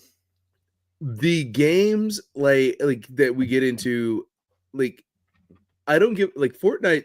I know they're trying to add some story and some sort of identity behind it. It is still the same copy and paste thing. You're just adding a new map and giving me information that does not matter. The other thing, though, that I will go into that has nothing to do with gameplay for the Last of Us games that I fucking loved was that they were single player and you only have a campaign and it's going to take you depending on how much you play it, at least a week to beat, which you don't fucking get anymore. Like, remember fucking Call of Duty way back in the day on like what, PlayStation 2, where it was like, this is gonna take you a while to get through. And nowadays it's like, all right, cool, I beat the campaign in 3 hours, and now this is only good for multiplayer. Yeah. I fucking hate I will say Ghost of Tsushima, played Glory. it, Amazing. beat it. That was beautiful. Dude, my thing with Ghost of Tsushima is like it was a while before I got it, so I got the one that had all the expansions and shit just on the disc. And I played the fuck out of it. That was the only game that I 100%ed on the first playthrough. And the way I did it was I did 99.999% of everything except for one of the. For those of you who haven't played it, it's very samurai. And one of the things you do to like regain your stamina is you go into a hot springs and you like write a poem. And there's a couple of those you do. But I saved one of those and didn't do it. So I 99% of the rest of the game, and then I sat him down in his hot springs, had him write a poem, and that like 100% of the game. And then instead of turning up the PlayStation, I just put the controller down and let it go to sleep because he deserved it. Fair enough. It was, I would have to say, like playing the game, my attention span did get kind of pulled a little bit because a lot of the fucking missions started being the same thing. They were a little run here, fight these guys in this village, or fight these guys in the woods, or fight these guys. That storyline with your uncle was fucking beautiful. Like where you're going to the dark side, and he's like, "No, I'm going to be Obi-Wan Kenobi on this," and like you get into that one duel, and then like you get to decide on whether or not you kill him or not, and then it's like, oh god, that's deep. Fuck. When you got to the end, and this is spoilers for this game. When you get to the end and it chose to fight him, what did you choose from there? I didn't kill him. Like you started off not killing him? No, there's a fight towards the end, like where you have another duel. Yeah, and I didn't kill him. You can choose not to. Yeah, I chose not to. No, I fought him, but I chose not to kill him at the end of it. Because if you fight him at the end, you can kill him or not kill him. And I fought him because, hey man, we got to fight. Like it's we have to fight, but I don't have to kill you. There's a way to not fight him. I didn't choose it. Because first of all, I was right the whole fucking time. In this war, I didn't make a bad decision. You did, motherfucker. You were going to send those motherfuckers across the bridge, and they were going to die because you didn't have the vision I had. And then it's either all these dudes die or I stain my honor. I'll stain my fucking honor. I don't give a shit. Go fuck yourself. I also didn't kill him because I felt bad. And here's the thing: is the game.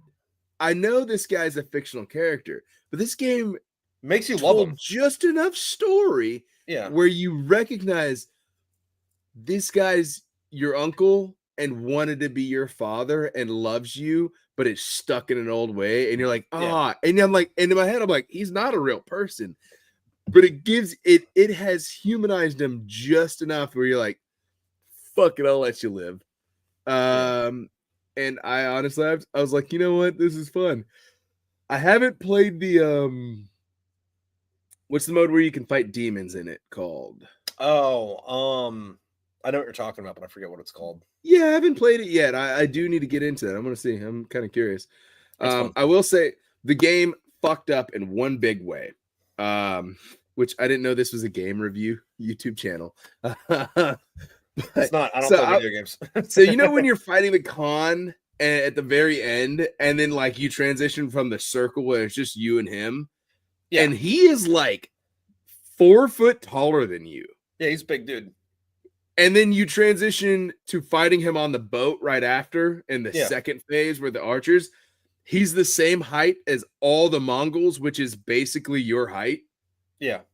I was wondering why the fuck this dude this random dude with a spear keeps fucking me up. And I'm having problems with it.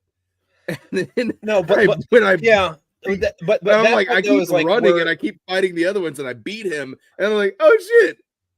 He's a different color than the rest of them. Like he has the more silvery armor. That's my fucking bad. I was just so wrapped up in the size thing. I'm like, all right, I'm going to fight the big guy later.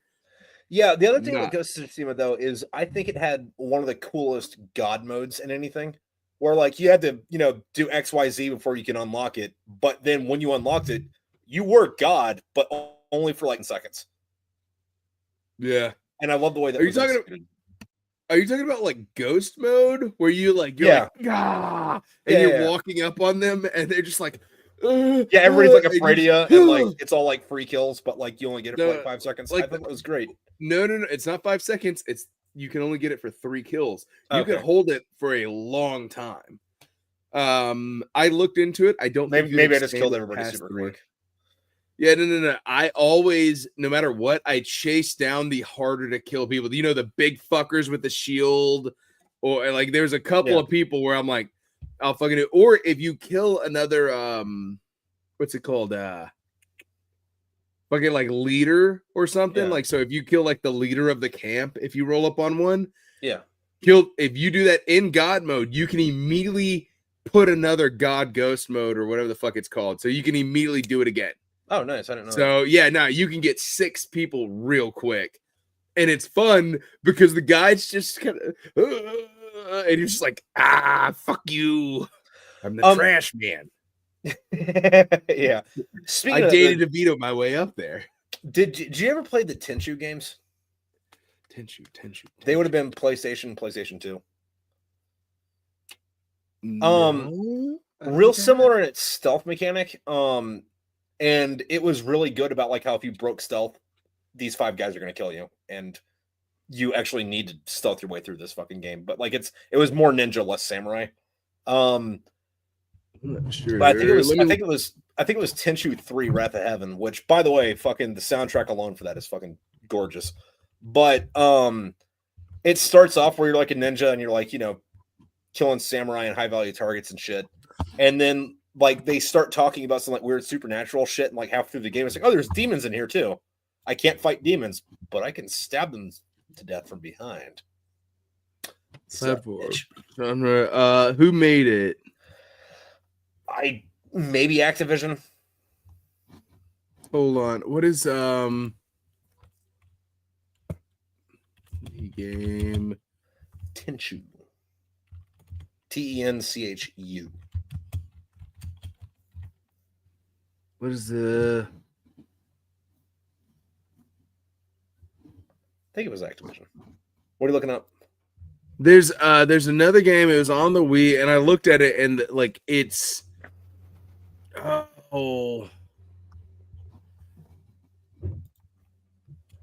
give me 1 second. Let's see.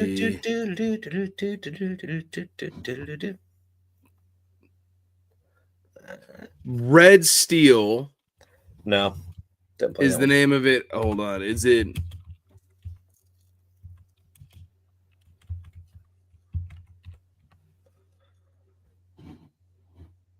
Like you remember it though?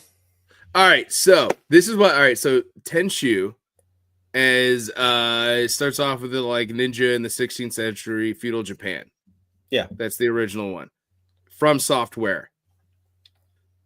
Shout out to fucking goddamn Elden Ring. Absolutely amazing game. Made me a lot of money streaming on Twitch. But some of the developers from Tenchu and some of the developers from Red Steel, which was a game on the Wii, which was absolutely fucking phenomenal. Okay. Which was like you could have a multiplayer where it's basically like Medal of Honor multiplayer. Okay. Basically almost identical if you played it with a controller, but you could play it with the sword, and then you could get people into sword fights with a nice ninja sword. I love a good sword fucking mechanic in a video game, which is one of the reasons I love Tenchu, because it's like you actually have to learn how to use the fucking sword. Actually, same with Red Steel, and I think this is where some of the same developers were like, we're gonna fuck with people. Is you had to get good with the Wii remote sword to really get in there, and this would be early, I guess, not really VR, but AR, augmented reality type video game, where like they are fucking just hitting it. It was absolutely phenomenal. Red Steel was great I didn't really like the Wii. It wasn't that great of a console in my opinion, because No. it was before its time. Well, also, real quick, keep talking about this. I can hear you, but I am gonna piss. I'll be right back. All right, I'm gonna take one right after you. So Okay. the Wii was, it wasn't like, it was at a time where they didn't have the technology to really make it great. Now we probably could, but just back then we didn't.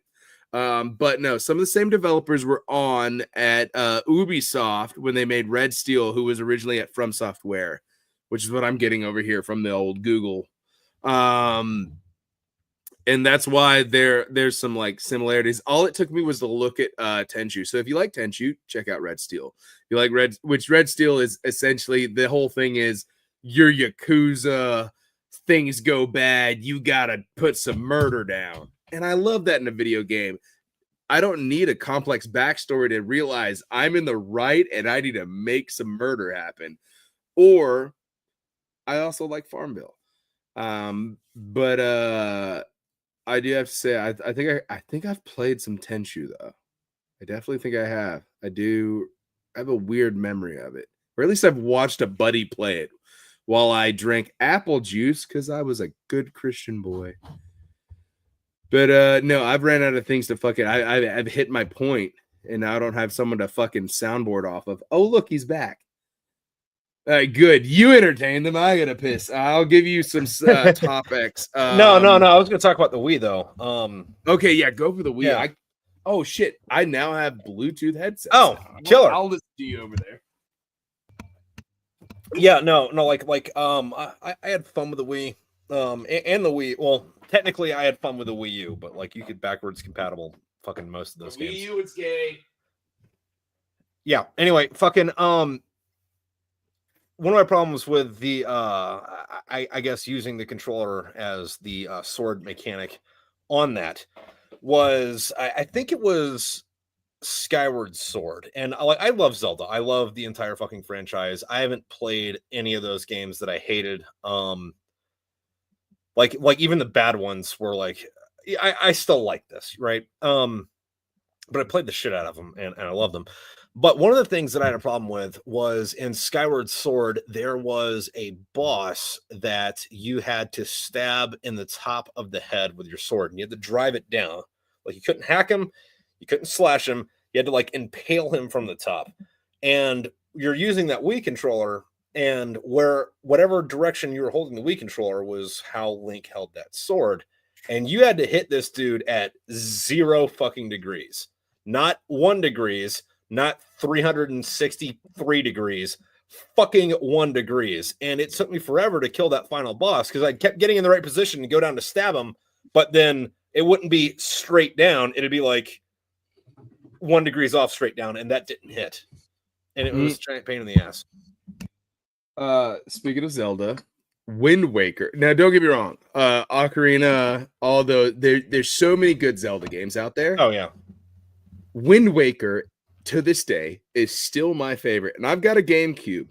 And I know I could look at, this is another one that, like, we've talked about this before. The reason why I don't have more cassettes is because I don't order them off of eBay. The same with the vinyls. Yeah, I have to find them in the wild. It's like a hunter or a pervert. Yeah. And that was a cool fucking record store we went to, and dude, I still listen to. I found some better cassettes through them because once I switched to starting to hunt for more cassettes, their cassette collection, if you really look up, you'll realize the walls are cassettes. Yeah, I was looking at the vinyls and then I realized cassettes. But yeah, no, the Wind Waker, absolutely phenomenal on the GameCube. Not just because the GameCube was the best console to be made, besides handheld. Yeah, the original Game Boy fucked pretty hard. It did. The PSP still slaps today because you can buy a modded one with all the original games, all like modern fucking SD storage on it, and which means you could play like Midnight Club. If you like racing games, that was the best. You could literally have all the PSP library on one PSP right now. Nice. And for about $140. That ain't bad. Yeah, that's better than buying a Nintendo Switch, which kind of fucking sucks. Yeah, I wasn't a big fan of the Switch. I didn't get one. I had a couple friends that had them, and I'd go over and play them, and I'd be like, yeah, I don't like this. I don't like the setup. Like, one of the reasons that I'm a PlayStation dude is because I like the fucking controller. That's fair. I can tell you what's wrong with the Switch. This is as a former GameStop manager's perspective. Bruh. Let me tell you, Dad, real quick. The reason why the Switch fails is because Nintendo is trying to hold to this people need a console to game, and they don't understand this. Things like Steam Decks and other portable gaming devices are all over the world. There's more in India and overseas if you ever really want to get wild with them. But they are not battery. The battery doesn't last as long as the cell phones if you want to game on a cell phone. And they have this idea that they are going to fight other consoles. But Xbox also has recently released that they're going to switch over to the next one is going to be the Xbox gaming computer. And I've been calling it since the Series X released. And PlayStation has fell off the fucking map because the PS5 is basically a joke. And like PlayStation 4 was the tits. I remember when it launched. Yeah, dude, I'm still playing a PS4. It's fucking awesome. Like, I have one right over there. Yeah. I have all PlayStations except the PS5 in this house. PS5, yeah. Yeah, I do though need to go get back and buy a PS2 and a PS3 again, just because I still have a lot of the games and they're fucking great. They hit. Yeah. Yeah, but the problem is Nintendo has this idea that they have to be this console thing.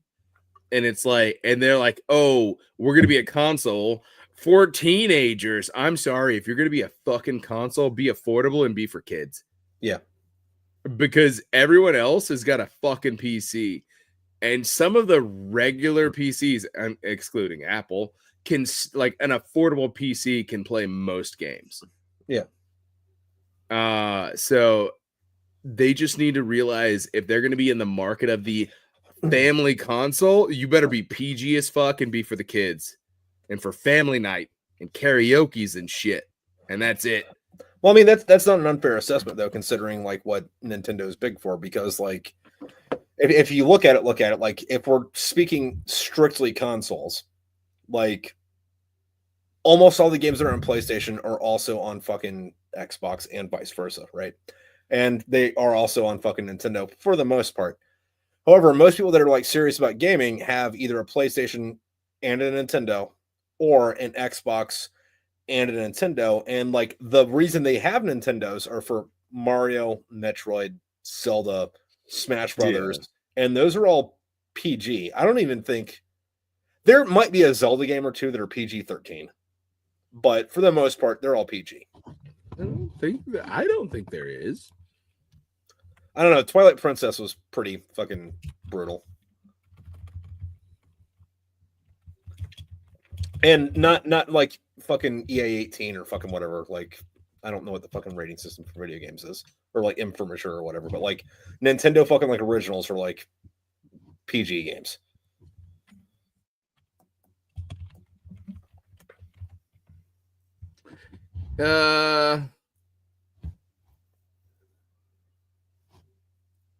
Well, I found the European fucking goddamn rating. I don't give a fuck about that though. No. God damn it. All right, so the European rating is E10 plus, which is essentially PG for Americans. Yeah. They might have one that may be rated PG-13, but I don't have the. It's not giving me a ESRB. That's it. I was wondering what the fucking.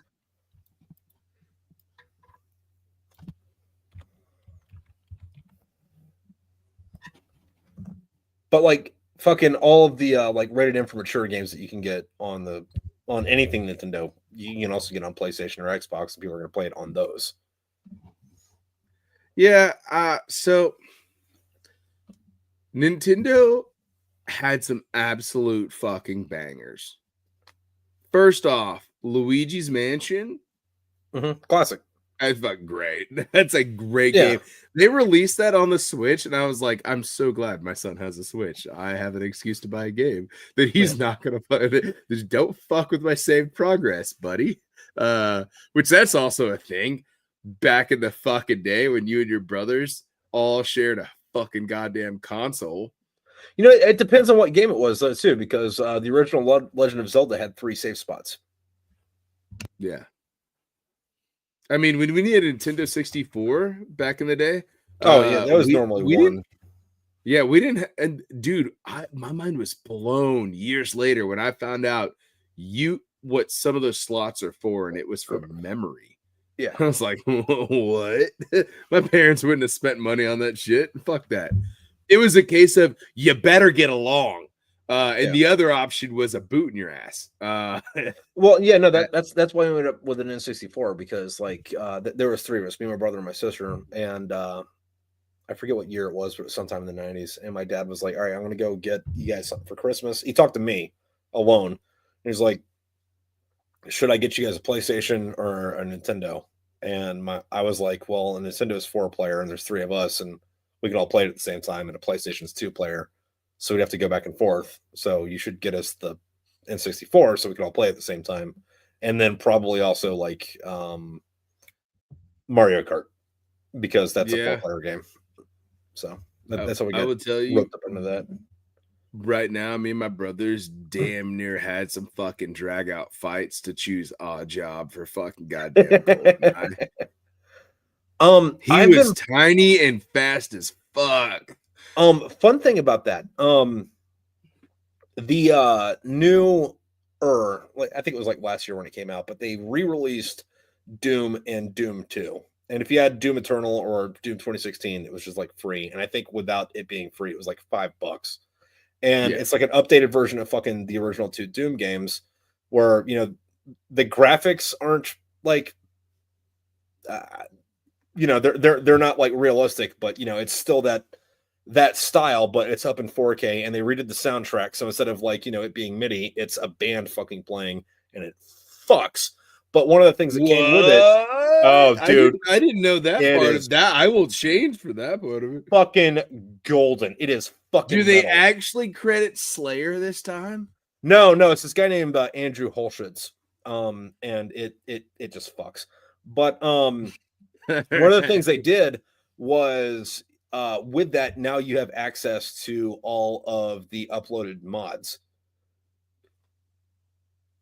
and you can just like download them for free, like within the game, and they're fucking great to play. But I've been playing one recently where someone rebuilt GoldenEye, all the levels, but like in old Doom. Oh, that's great. Yeah. I will say I tried playing they re-released GoldenEye finally again. Yeah. And I tried to stream it on Twitch, and I was so excited for it. They fucked up the the controller input. Oh, that's not good. To where it is so fucking stupid. Like it's like left bumpers pause. The pause bumpers pull up the fucking gun. Like it is so fucking like someone said cash grab, tell AI to do it. That sucks. And threw it together. And it's like I got like when I found out I could do it, and mind you, if you're on a PC, it like you can get it on Xbox because Xbox apparently they owned a brief but short release of the original re-release of GoldenEye that lasted a year until some woman that had married one of the lead developers who had a lot of rights to it, and then when he died, she owned the rights to it, but his sons wanted the rights to it, and there was some dispute for decades over this shit. That's why we don't have another GoldenEye, by the way. Yeah. That's why GoldenEye fucking was hidden away from us for so long. So when that ended, Microsoft was like, get one out real quick. And real quick was not really well done. And well, you have the golden triangle, right? Like you can have it cheap, you can have it good, or you can have it high quality. and you can only get 2 of those. Yeah, well, I would have accepted a small dev group from fucking India. And the fucking all of the titles being weirdly translated by the knockoff Google to be than what was done. It was one of the worst things that I used on my computer, and I was so excited. And I think it would have been better if I didn't have a childhood built in GoldenEye of like those late nights, those Saturday nights with my this is the brother. pinnacle of the fucking games. I don't know how many nights I spent fucking drinking Code Red Mountain Dew and eating Dominoes playing that fucking game. I mean, honestly, I could say there are three video games that like mapped my childhood. And although there's a lot of them that did very well for me. GoldenEye, Future Perfect, and Halo. And like I had better one. There's better games, don't get me wrong. But I played a lot of those games with my brothers. And I've also, weirdly enough, the Halo games, I played a lot of those in the barracks. Yeah, so, no, when I was in high school, like the big ones for like when we get together with my friends and have parties, we'd play Halo or Halo 2, depending on when it was, Time Splitters, and then Dead or Alive beach volleyball. Oh yeah. Also, I will say Rock Band and Guitar Hero till we started losing our virginities. Yeah, I never got into those, but I think they were a little bit later for me, like when I got exposed to them, because like I didn't get into that until barracks parties. I always found it's hard, like if you play guitar and you put on Rock Band, the fingers don't match up if you play it on hard mode because you're wanting to put it where the frets would be. Yeah. But if you play it on easy mode, you're strumming 80 times more. So you're like, all right, I'll be strumming here, but it's really a ta, ta, ta, and you're like, all right, you're fucking yourself over. So if you play an instrument, it's harder. One of the things I enjoyed about that though was the YouTube videos where somebody would take a guitar, fucking a garage band, not garage band. What the fucking game are we talking about? Guitar Hero, Rock Band, whatever. Yeah, they take the Guitar Hero controller and then like beat Halo on Legendary with it. Oh, dude, there was a weird time. I want to say there's probably like a 4-month time in my fucking young adult life where I got really into that. And I was like, I play guitar and I also like video games. Maybe I could do this. And then reality really hit after 4 months. I was like, after 4 months of watching this and 4 months of playing my guitar, I'm neither better at either of these things. I'll just enjoy it as a media. Yeah, no, like I mean, like by the time it came out, I was already playing guitar, and I was like, yeah, that's gay. I'm just gonna go play guitar, which no one cared about, but you know, fuck them. Yeah, no one's ever gave a shit about me playing guitar, dude. At one point, I used to joke around and be like, tell people like, oh yeah, dude, I used to play guitar for the pussy, and then I realized that dude, the guitar, excluding one time only, has never got me laid. And that's it. No, guitar is a lot like going to the gym. Other dudes love it. No chick gives a fuck. Like the gym, like owning a gun, like owning a muscle car. There's a lot. It's all the same. Yeah, like all the manly shit. I'm convinced that like all the manly shit was invented in ancient Greece. Because like, why do you have this? Because it's cool. Yeah, I think that's cool too. You want a space dock? All right. You ever have your asshole licked by a fat guy in an overcoat? I've watched it. I watched all of the fucking goddamn Jay and Silent Bob series. Anything with them in it recently, I've rewatched them. Did you hear we're getting Dogma back? What'd you say? Did you hear we're getting Dogma back? Oh yeah, there's a second one coming out. No. Okay, so what happened was due to some weird shit when it came out, Miramax didn't end up owning that movie. Yeah. Jeffrey Epstein owned that movie by himself because he wanted to, like, he was friends with Kevin Smith. Hey, we're going to get this movie out, right? Which is wild. I like to Right. ignore that. But after the whole Epstein thing happened, or I'm sorry, not Epstein, Weinstein. Suicide? After the whole Weinstein thing happened, Weinstein, not Epstein. The whole Weinstein thing happened. Oh, Fucking I the movie fell 100% into purgatory, and like I 100% no one had the thought it was distribution rights. Epstein this whole No, time. no, sorry, I meant Weinstein. No, before you, I thought Epstein owned that movie. No, it was Weinstein.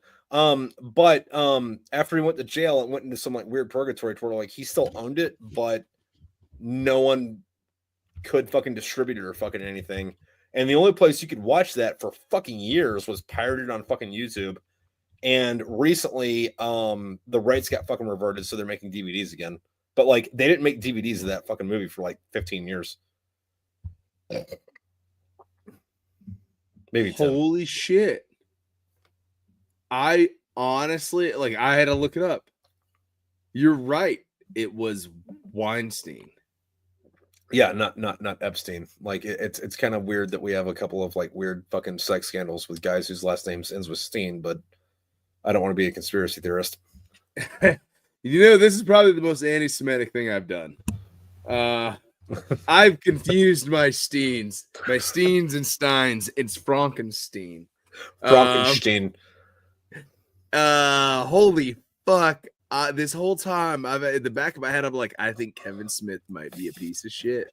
I mean, he probably is, just because they all are, but yeah, because they all are, but he might not be now. There's a chance. Like, I was convinced, I was like, oh, fuck, he's got some weird Epstein scandal that'll come out. Yeah.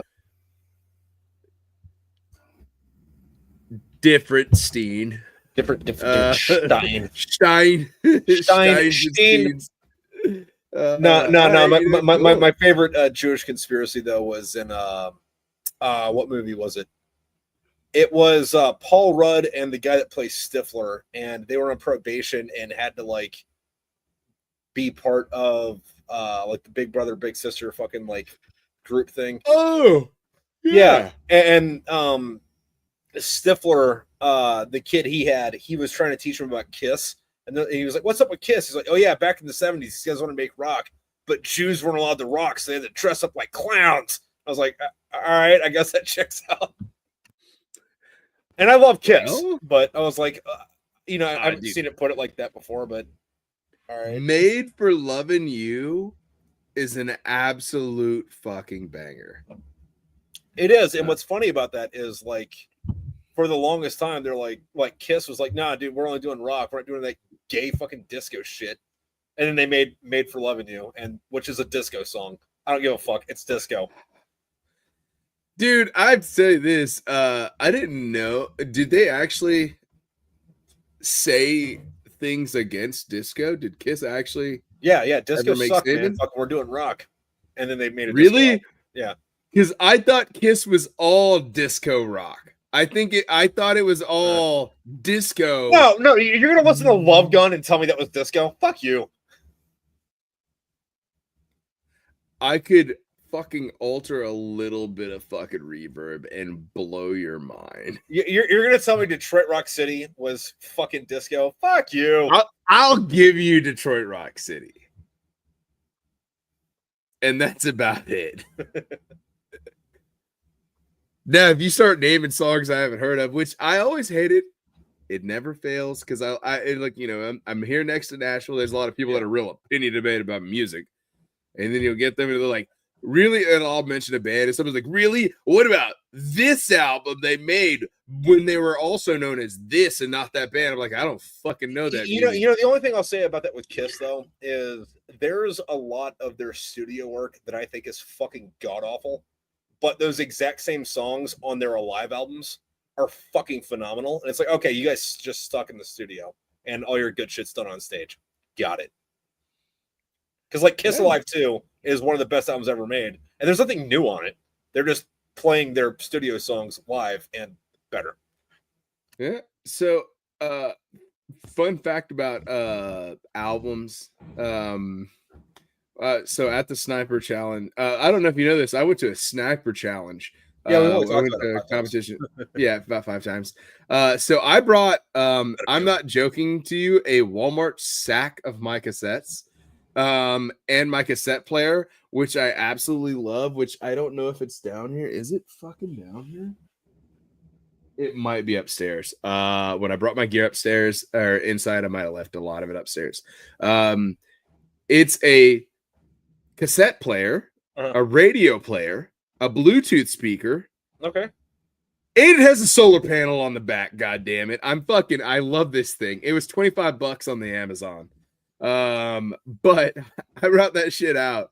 And the first night I got, we'll call it mostly just drunk. For the YouTube serves it was the terms and services. So you didn't get hammered, drunk, or white girl wiped. You just got kind of. I had to offset with alcohol because some of those old I turned my way. I had my way with the world that night, and I was having a good time. And so the next morning, like, because I was camped off by the side by my own shit, and I let other people do their own thing because I realized I was kind of hammered. I didn't know these people that well. I didn't want to be annoying. I didn't want to be a bother. So I kind of ducked off by myself before I really got introduced to some of these guys. I knew the normal range people. Their houses weren't that far, but I was like, I don't want to crash on your couch. I'm just going to sleep in the hammock. And anyway, the next day, everyone wakes up and we go to the range house, which has a front porch, and they're like, whose cassette player is this? And these are old guys that showed up there early to bring us coffee because they're the old fifth group from back in the day. And they were like, these motherfuckers, someone got beaten down. Hey, Dom, you have a good one, dude. Fucking stay safe in the fucking rain. So we're out there having an absolute, like, they're like, oh, what's this? And then like they pull up Wasp. I think it was the Electric Circus fucking album. Yeah, and people apparently critics hate it. I love that album. That's a great fucking album. It's fucking awesome. There's one thing I hate about it, and it's actually the intro to the album, which is this weird circus. No. I like that too. That too. When you're inebriated, and the noises are a little bit reverberating, and you're over here trying to chase down the beer to fucking bleed out the fucking inebriation, and you're just doing the show. Dude, what's funny is there's this old airborne guy that decided to sleep in a pup tent next to the fucking pond, next to the fucking farmhouse that I was listening to this at. And they turned it on and goes, that was you? Because the old guy's like, we're going to play some Wasps this morning while we drink coffee. And I'm like, fucking hell yeah. That guy, he's like, yeah, he goes, I was laying down. And he's like, I had one earplug in my good ear. My other ear kind of is a little staticky. Then I was like, I feel that. I live that. And he's like, apparently the fucking sound was reverberating off the pond. And in his tent, he's like, I didn't know whether some psyop shit was happening, some fucking paranormal shit was happening, or if I was going crazy. And I was like, no, I was just listening to some hair metal. And he goes, yeah, no, he goes, I was starting to panic in the middle of the night. So I jammed another ear plugged in and just tried to like hunker down. And I was like, oh, dude, I give this guy nightmares from a Wasp intro of a circus. I was like, yeah, no, that'd be a little fucking freaky. Dude, I fucking love Wasp. So great. They've kind of had like a weird career though too, because like when they started off, like they were kind of hair metal, but like they weren't really, like they were kind of shock rock. And they didn't sound like, Poison or Motley Crue or fucking anything. And like they got in trouble for shit like, hey, we're gonna have this song called Fuck Like a Beast that's gonna get taken off the album. You can't get it until fucking 30 years later when you buy the CD again, But then like the last 20-30 years, they've taken a fucking like hard right turn on that, where like all their music now is about like Barack Obama is the literal antichrist, repent or you are going to hell, fucking love Jesus, and they're fucking all like that. Ted Nugent's a raging conservative. First of all, I don't believe that Ted Nugent's like, I never did drugs ever. I'm I don't buy that one. always been against the crack and the marijuana. I'm like, fuck you. There's no way you make sure, buddy. you don't make fucking Super Trooper or whatever the fuck else you wrote. One of the other The things song Fred Bear. One of the things I think is funny about Ted Nugent's early shit was he didn't sing for his first 10 albums. He just played guitar, and he had his bassist fucking sing. And it was funny because like there was one night had the money to pay for it. Yeah, he had someone come up to him after the show and say, "Hey, I guess you're sick or something. I don't know, but it's really cool that your bass player can like sing just like you do on the albums." And he's like, "He's the guy singing on the albums, man." Yeah, no. So like if you listen to old Ted Nugent, he's not the guy singing, he's the guy playing guitar. Yeah, first of all, the blow me, come fucking look at me, goddamn 30-minute guitar solos he would have live because people need to look at me, and now he wants to be a congressman. He's tried a few times. Also, when he shaves the soul patch only. Oh, dude, that shit's scared nades. Here's the thing is, he does look like a fucking politician. I didn't realize, like, I saw him with and without. Wait, does he look like a politician, or does he look like a fucking 60-year-old white guy? Nah, he had preacher hair in the video. I look like, and if you grew up in the South, you know what preacher hair is. I grew up Baptist. I know what preacher hair is. Yeah, no. Wind could not change that dude. No, fucking Christ. You know, there's people up north, and I've came across them, and I've came across them up here. They were like, I'll say something like, "Oh, that old man's got preacher hair." What? I'm like, buddy, a Southern Baptist church has not graced you yet, or Southern Pentecostal. I gotta say, Pentecostal church are a lot more fun. I don't know if I've been to a Pentecostal church. I got kicked out of a couple Baptist church, so I wound up in a Pentecostal church. How do you get kicked out of Baptist church? Did ask questions? Oh, small-minded preachers. Here's my thing: it's like I don't knock nobody for their religion, obviously. But when you're fucking 17 or actually 16, I think it was, and you are really looking for a place to be, but you question everything because your dad's taught you to be suspicious. Big egoed preachers will definitely fuck with you. Like they'll get upset real quick. So you know, maybe my life. I understand. Grew up Baptist. Yeah. Maybe my life would have been different if I would have had someone that would have been able to sit down, because I've met some great fucking Christians in my life. I am no longer Christian, and you know, I don't care if I can change my views anymore. But you know, it was a weird thing. Oklahoma's fucking shitty though. No one needs to go to Oklahoma. Yeah, this is less about Christianity and more about fucking Oklahoma. No, but like the thing with that though is like, you know, I grew up for the most part Baptist, and then in high school I went to a fucking mega church. That'll fucking turn you around. Not my fucking will, right? But like I've always had a real problem with my faith because of that, because like I believe in God, I believe Jesus Christ is my savior. I don't want to call myself a Christian because of the fucking But like more recently, it's been like, dude, you need to go back to church, and it's like I don't want to do that. I remember being a kid, but I've been like, all right, well, if I do, where do I go? You know, and then like, you know, fucking talking around with people and fucking, you know, doing this and that, fucking whatever. It's like, fuck, I have to convert to Catholicism. Shit. So I need to tell you something. Have you seen The Righteous Gemstones? I just watched the new episode tonight. I fucking love that show.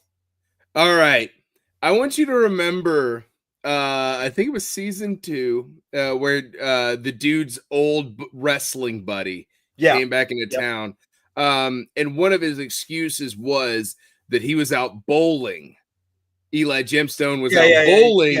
And mind you, Eli Gemstone he was carries a 1911. Yeah. Like I don't roll on the Shabbat.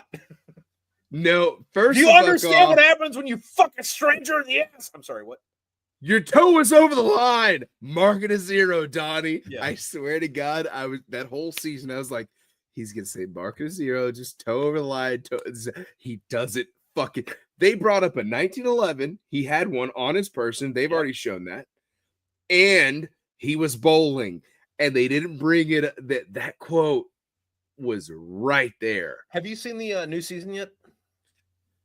We are waiting for the season to come out in its fullest because we binge shows. We don't wait. I think the season's out. And this isn't big spoilers or anything, good. but the first episode in the season is like an origin story, and it's about Eli Gemstone's, I think, great granddad in the Civil War. Yeah, no, we did start it. Found out we are not fully out. Like, no, we're halfway through. But I have seen it where the dude from The Hangover, he's been it's Bradley Cooper. Yeah, and he's playing a not really Presbyterian Confederate pastor. It's fucking good. What I loved about that though is like you didn't have to watch the rest of the show. You just watch that episode, and that episode alone just fucking makes sense by itself. Yeah, it was like a weird, like if you took, which I think, don't they go back to that? Like there's like 2 full episodes in the first half of the first season, and of the origins of the Eli Gemstones. And if you watch those, but I thought it was 2. I think it's 1. But yeah, it's a fucking great episode. Honestly, like, it could be a movie. Yeah, no, make me the movie, make me the spinoff. Make me, dude. Honestly, if they would have kept that as the whole season, I would have been satiated. Yeah, right there. I know you wanted Danny McBride, but this season's about the Civil War. Fuck you guys, dude. I really enjoy the Righteous Gemstones. I do. Judy pisses me off if you watch the whole show. But if you watch a clip of Judy's best lines, it is fucking primo. Other than that, I really thought they would keep Calvin as like a closet case. I really did. Yeah. I mean, like, I don't, because he started dating Keith like what, 2 seasons ago? Keith. No, it was Keith, not Keith. Keith. Yeah, it's Keith. Also, Keith, first fuck off. I love that actor. He's fucking great. I love how awkward he is, because I don't know if you know this. This one is like a dude's like a D1 lacrosse legend. The guy was like slated to be like in Olympic level shit, and they're just like, no, I'm gonna be an actor. Fuck it. Although, also, I've never met a lacrosse player that isn't weird as fuck. No. The only one like I really knew that was friends with is this guy Burke, and he was a combat camera dude, and they're all weird. No, he's all weird. But funny fucking story about him though was he came over for some fucking base unit to fucking comcam, right? And like we're just treating him like a boot. I don't care if you're a corporal. Fuck you. You haven't been to Afghanistan, what, 2, 3 none times. Fuck you, you fucking bitch. And I remember once I was like right before he fucking deployed on his first deployment. He's like, hey, real quick, Ainsworth, what's Afghanistan like? Who are you going with? I'm going with 3-4. You're gonna fucking die. And he's like, what? You're gonna fucking die. And he's like, what the fuck does that mean? Don't trust those fuckers. You're gonna fucking die. And he was all shook and shit. Got a Purple Heart like 2 months into that fucking deployment. Nice. And then he came back and like he was like weirdly fucking stoic. And then I don't know what fucking clicked in his head, but like anytime anybody said anything even like slightly passive aggressive towards me, he'd fucking punch them because like Ainsworth is the only reason I came back from Afghanistan alive. I'm like, dude, I wasn't on that deployment. I just told you were gonna fucking die. I don't know what fucking went into your fucking head to fucking fight that. But all right, man. Oh no, he's a good dude though. He's a good dude, but also big lacrosse guy. What's funny is you mentioned 3-4. One of the guys that puts on the Legion sniper shit, which is like I was like, oh, the one guy was like, oh yeah, no, we got this one guy, he isn't here yet, he's gonna show up day 1, but he also is, he's one of the directors. And I was like, all right, great. And I meet the guy and we're chatting, and mind you, we're chatting for a hot minute after everything, and it's like a case of, oh, there's that and the other, blah blah blah blah, and they said something about like Pickle in the Marine Corps, and like because I feel like I bring up the Marine Corps too much until I'm around other former Marines. And then I'm like, no, I really don't, do I? Yeah. I just have stories where the Marine Corps is a focal point in it because it's funny. because we're stupid. And then I was like, and the guy looks at me and goes, "Oh, cool. I was in 3-4." And I was like, this guy's a little bit older than me. I was like, "Oh, cool. My cousin was in 3-4."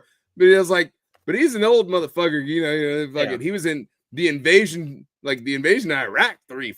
Mm-hmm. And he goes, "Me too." And I was like, "No shit." Yeah, So apparently, my cousin invaded the, Iraq in 3-4. Yeah, the only grades fucking anybody in 4th Marines gets from me is fucking 3-4. And I, as much as I fucking hate them, they still are 7th Marines. Mm-hmm. They're just the bastard fucking step fucking kid of it. But I had a fucking not squad leader, section leader, because we were in CAT and we had sections, not squads. But he had a lot of really cool fucking shit he put up on Facebook. You better get your weapons recently. Right, boy. Yeah. No, I mean, like fucking like old Southern dude, and by old I mean like he's a 29-year-old fucking sergeant, that kind of fucking dude. Like we used to give him infinite shit because when he went to SOI he trained on an M60. Oh, I don't want to. Yeah, no. But he posted some shit on Facebook not so long ago from his 3rd deployment. His first 2 were Muse. His 3rd one was invading Iraq. And he's got a really cool picture with 1-7, I think. But he's got a really cool picture of him sitting on fucking Saddam Hussein's throne. You told me about that, yeah. Dude. So I was born too late for the Iraq War, or for the war in the Middle East. Mm-hmm. I was also born too early for the war in the Middle East.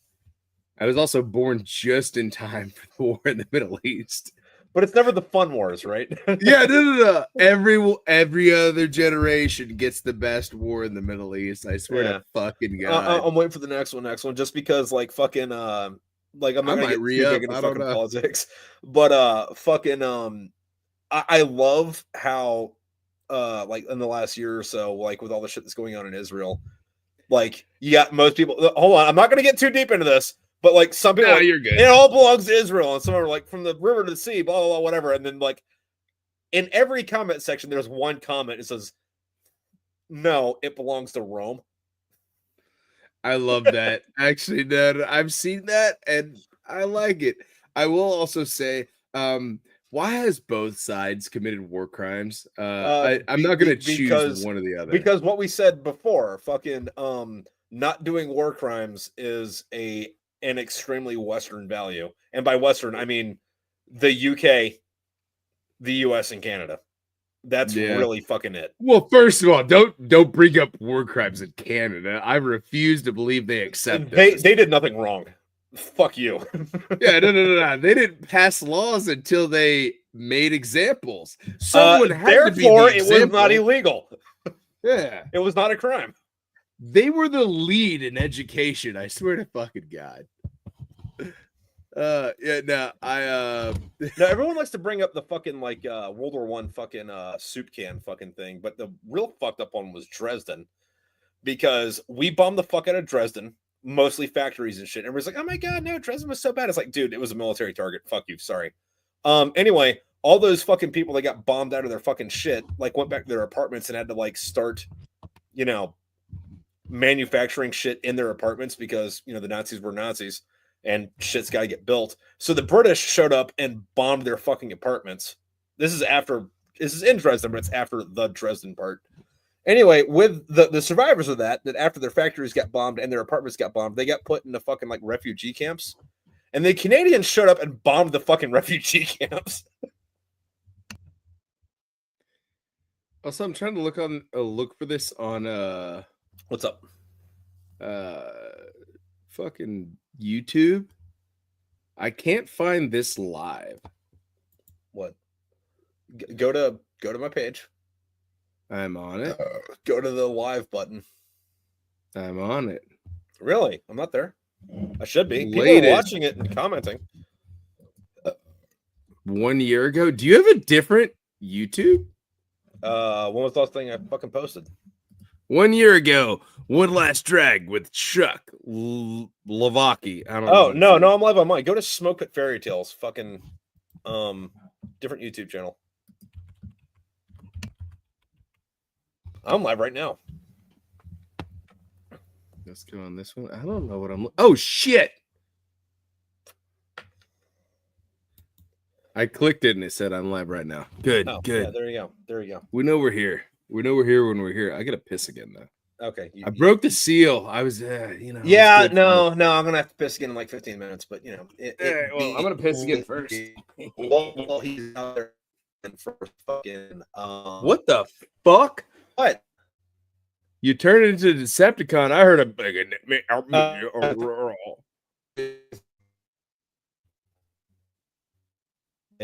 I don't. Do I need to pray for you or I mean, buy you a quart of oil? You should be praying for everybody, man. That's just good practice. I don't care what you're fucking. Yeah, I know. Fucking goddamn. What's even if you're an atheist, you should still be sending good vibes.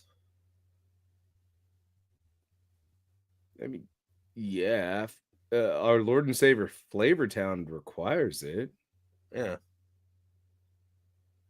I gotta piss. You don't sound like you're breaking up. You look like a blurred mess.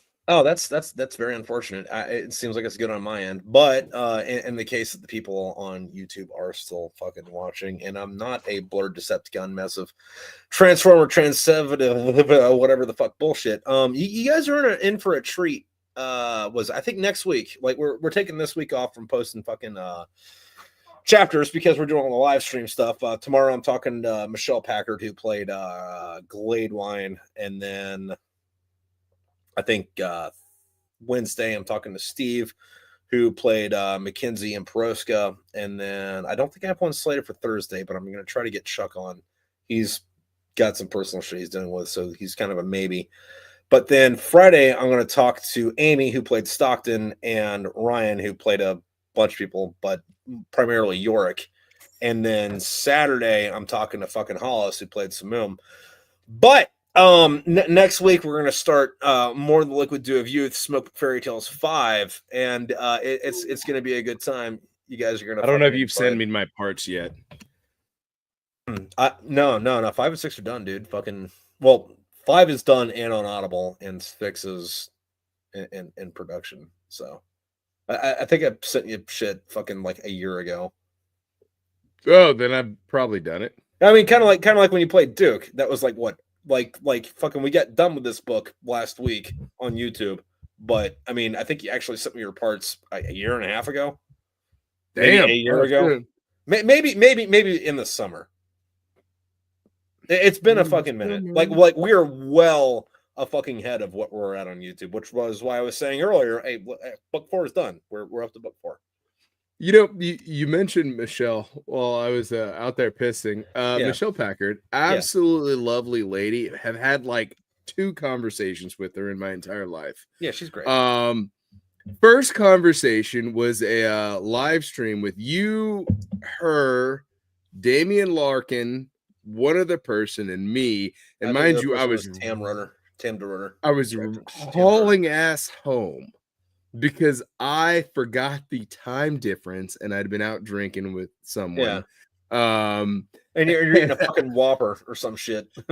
I'm fucking cramming. I'm trying, mind you, hauling ass home while completely sober from the night before. Drink all my water, drink all that. Anyway, get home, immediately get on the computer, set the case of beer down, turn on, cramming food. And then it got to talking about how I used to love to write.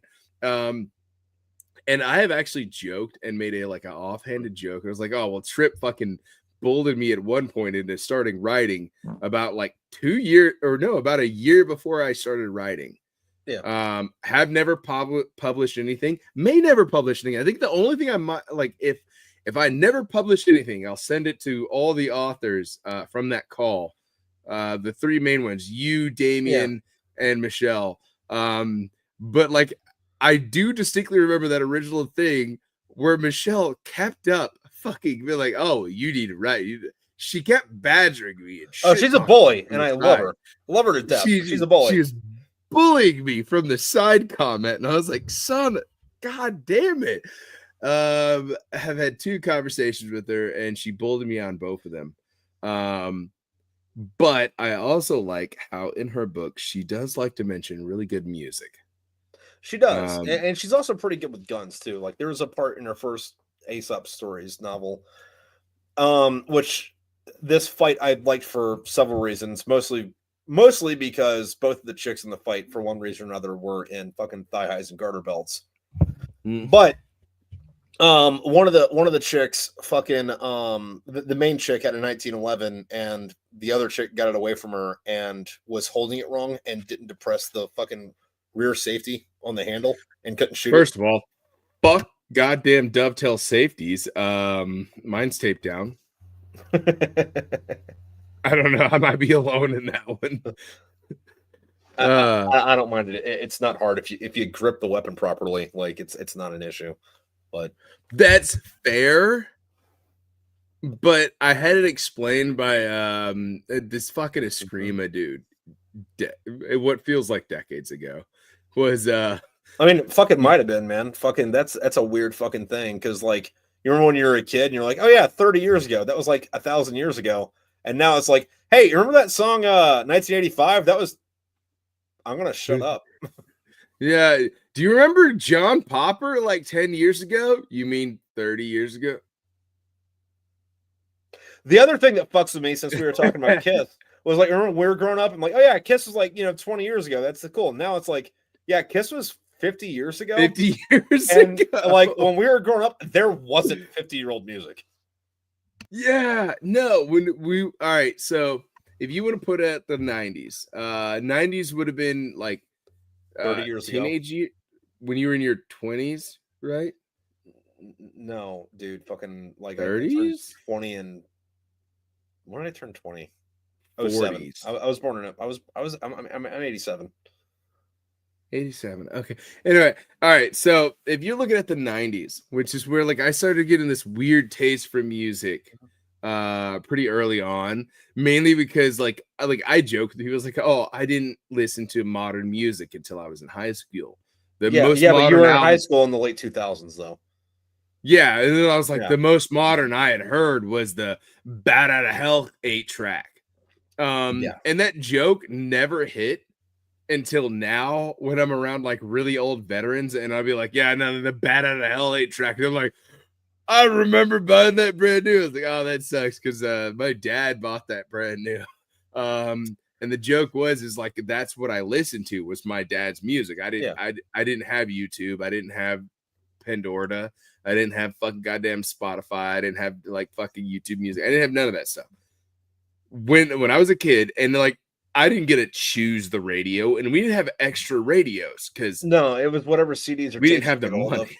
Yeah, and my dad didn't buy fucking CDs anymore because every time he had a house parties, CDs went fucking missing.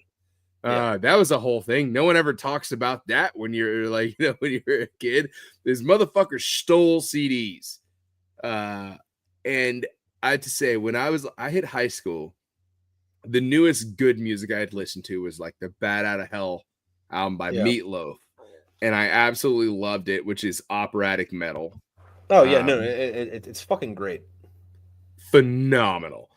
And then I think I had some really shitty friends that got me into smoking and drinking and doing shitty things. What kind of asshole is sitting around drinking and smoking? If Jamie wouldn't kick my ass, I'd be smoking at my desk. I guarantee you, though, she would kick my ass. Yeah. I bought her a couple of guns. It might be worse. But yeah, no, I would definitely say it was like really shitty friends that got me into Linkin Park, not knocking Linkin Park themselves, but they got me into like rap metal, because that was the era where Linkin Park was trying to. It depends on like what kind of rap metal you're talking about, because like Linkin Park, all right, fine. The rest of it is fucking garbage. But if you describe Limp Bizkit as fucking rap metal, I will fucking excommunicate you as a heretic. Also, Beastie Boys weren't metal. No, they were fucking rock though, and that was what and late 80s. Yeah, and they were good. Actually, my dad had a story about that. Him and his buddies, they bought the vinyl for Beastie Boys in Korea. Nice. And because they heard in a bar that you got to fight for your life or Your Right to Fight Rock for and Your Right to Roll, Party. Yeah. the License to Ill album. Yeah. Fight for Your Right to Party. They love that. They love that song in the bar. They got it. Someone bought it. They put it on the fucking record player. And then they heard all the other albums, and someone took it and whipped it down the fucking door outside of their squad bay, and it stuck in a doorway. And apparently they had gotten too drunk that weekend for too fucking long, and command had showed up at their squad bay and everything in the Monday morning. And a big example on why they weren't allowed to go on weekend liberty for a couple months was still pinned in a doorway from when someone drunkenly threw it down the hallway. So yeah, no, I love that story from my dad, but it was them finding out that the Beastie Boys weren't all rock. Apparently they were also rap. Do you think that it is humorous that I do laugh a lot? Yes. Yeah. No. But like, what I'm getting from you is something that I could say about my dad as well. Stories about their military career are all a list of, hey, don't fucking do this. You know, I would love to say that that's my dad's stories, but I do have to bring up my NJP. No, I didn't say you didn't do it. Just, hey, don't do this. No. I really thought, I used to think my dad and my mom's stories of the military, and even my grandpa's stories of the military, and my great grandpa, like everyone in my family joined the military. Yeah. Every one of my family in some generation joined the military. And I used to think that, like, when I got a DUI and I got an NJP, and I was like, fuck, I fucked up. Mind you, I had almost lost my brother, my little brother, to drugs. And then I was at the JT Saloon, and some people were doing hard drugs. The JT and so Saloon's I got hell of a time, man. I love Joshua Tree. I'm sorry, go on. Oh yeah. And then I jumped in my truck and I left, and I realized I'm too drunk to drive. And when I decided I'm gonna pull off into the desert, blue lights hit my window. I was wrong for driving, and I recognized it to this day. And like the moment it hit, like I realized, like, I'm drunk. I was like, I'm running away. I was like, but like in the moment, it's like, this is my fault. Fuck. I was like, I know. I was like, I fucked up, but you know, it is what it is. But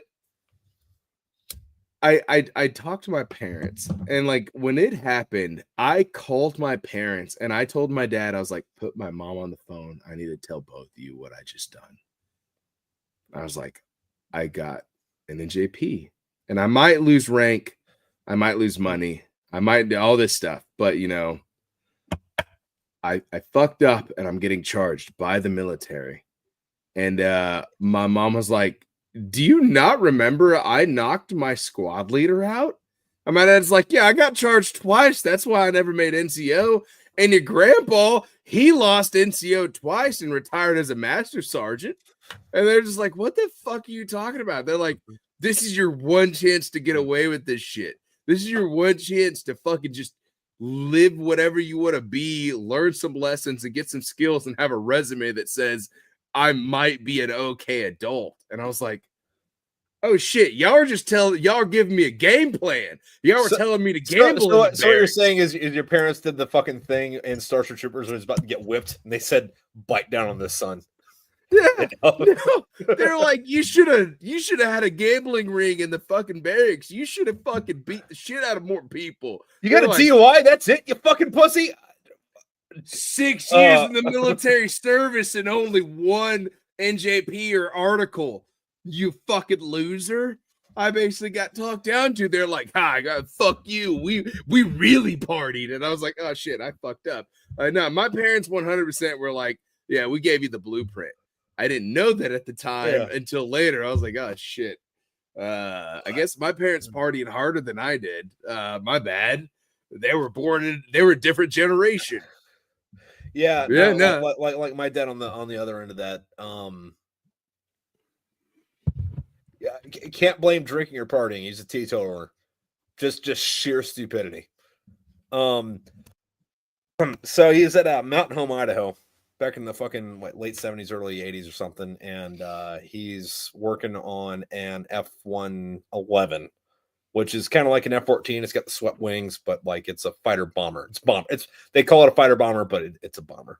But it's also nuclear capable.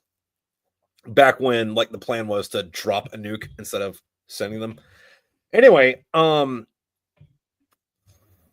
the thing they do with this was they'd have one on standby on the runway, and due to treaties, you couldn't just have a nuke on it. It had to be outside of the vehicle or outside of the fucking plane. And they'd have the big command module on it where you had to put in like a 50-digit fucking arming code to, arm the nuke before you fucking loaded it. And they would have, Firewatch and all that shit. My dad was on Firewatch, and the arming code's 50 fucking digits long.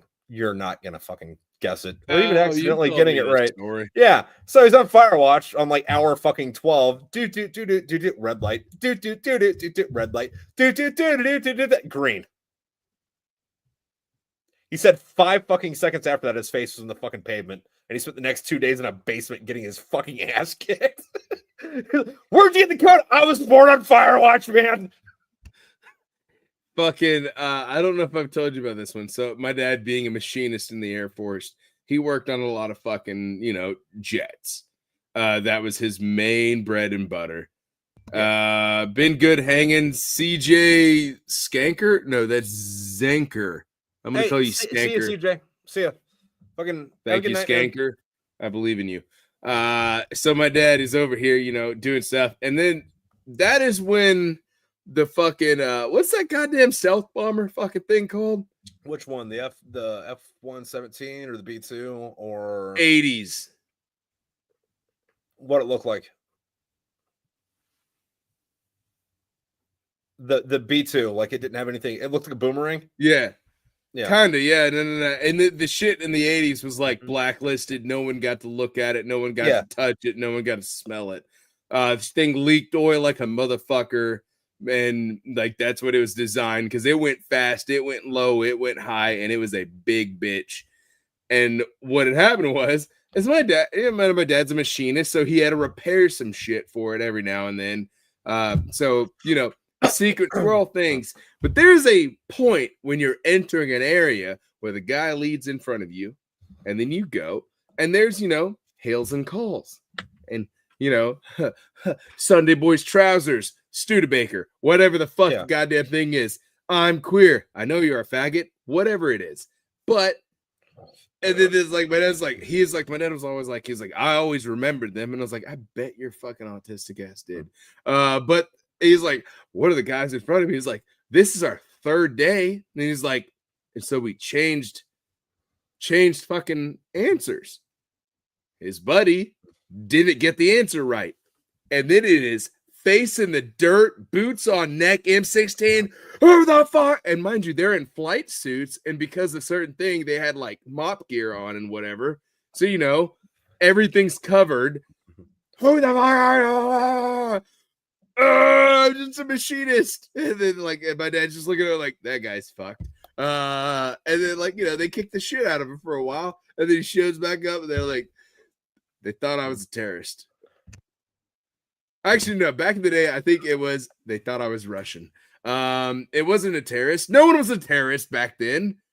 They were Russian. Yeah. I actually know the answer to why they would have been in mop gear. I don't remember where it was, but I was listening to a podcast, and one of the guys on it was an F-16 mechanic in the 80s. And I'm yelling too much, by the way. Oh, damn. I've been informed. Well, fucking take it a few steps back there, fucking scrolling down. Anyway, apparently, I don't know if this is still the deal, but they were talking about on this podcast where they would fucking hate it when B-2s and F-117s came in, because there was something on the coating for the fucking stealth material that it was made out of, where if you touched it, breathed it, smelt it, was within 5 feet of it, it would fucking drop you dead, like immediately. So if you want to go work on them, you had to be in fucking Mop 4. And every time one of them flew in, they were all pissed off because like they wouldn't ever come in there on purpose. They'd only ever come in and land at whatever base he was talking about if they had some type of fucking mechanical failure. They had to put them on the other side of the fucking airline. And then because they were the people that were like, local, that were, knew how to fucking work on these things, they'd have to go get in fucking Mop 4 to go fucking work on these fucking bitches because you couldn't do it with your bare hands because it would kill you. But that's probably what the fucking why they were in Mop. And I do remember. I don't remember fucking plane numbers. Like I thought the Marine Corps used Apaches for the longest fucking time. No, that's always been an Army thing. Fucking we've been Cobras and Hueys. Yeah. Fucking nerd. So like I got introduced to the fact that they're different because I like Jamie, she worked on Apaches because she was Army. And then I turn around and I'm like, oh hey, whatever. And then like I'm in class and there's a female Marine, she's like, oh, I worked on helicopters, they're attack helicopters. And she's like not like, saying the actual names. I was like, oh, and then like after class, like, oh, like my fiance, she also worked on Apaches. And she's like, they're not Apaches. And I'm like, I don't know what the fuck they were. And I realized in that moment, I probably looked like that guy that was like, I was in the Marines, the Apaches. I was like, I look like I was still in Valor that day. Well, actually. But then I was like, yeah, no, like I remember like Bridgeport and Mean Peak and all this stuff. She's like, I used to always go to Bridgeport. And I'm like, oh, dude, Bridgeport. And I was like, did you ever go during the winter? She's like, I always went to the winter. I was like, buddy, what's up, dude?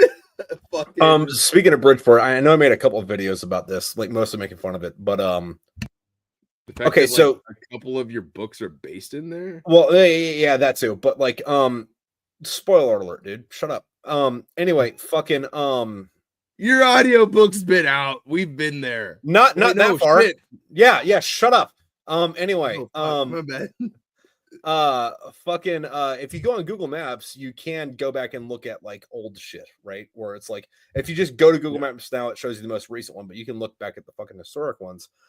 But there's one from I think it's 2015 where if you go back to that time frame and like go to Bridgeport, because like the highway runs like right past the fucking base, like right up next to it.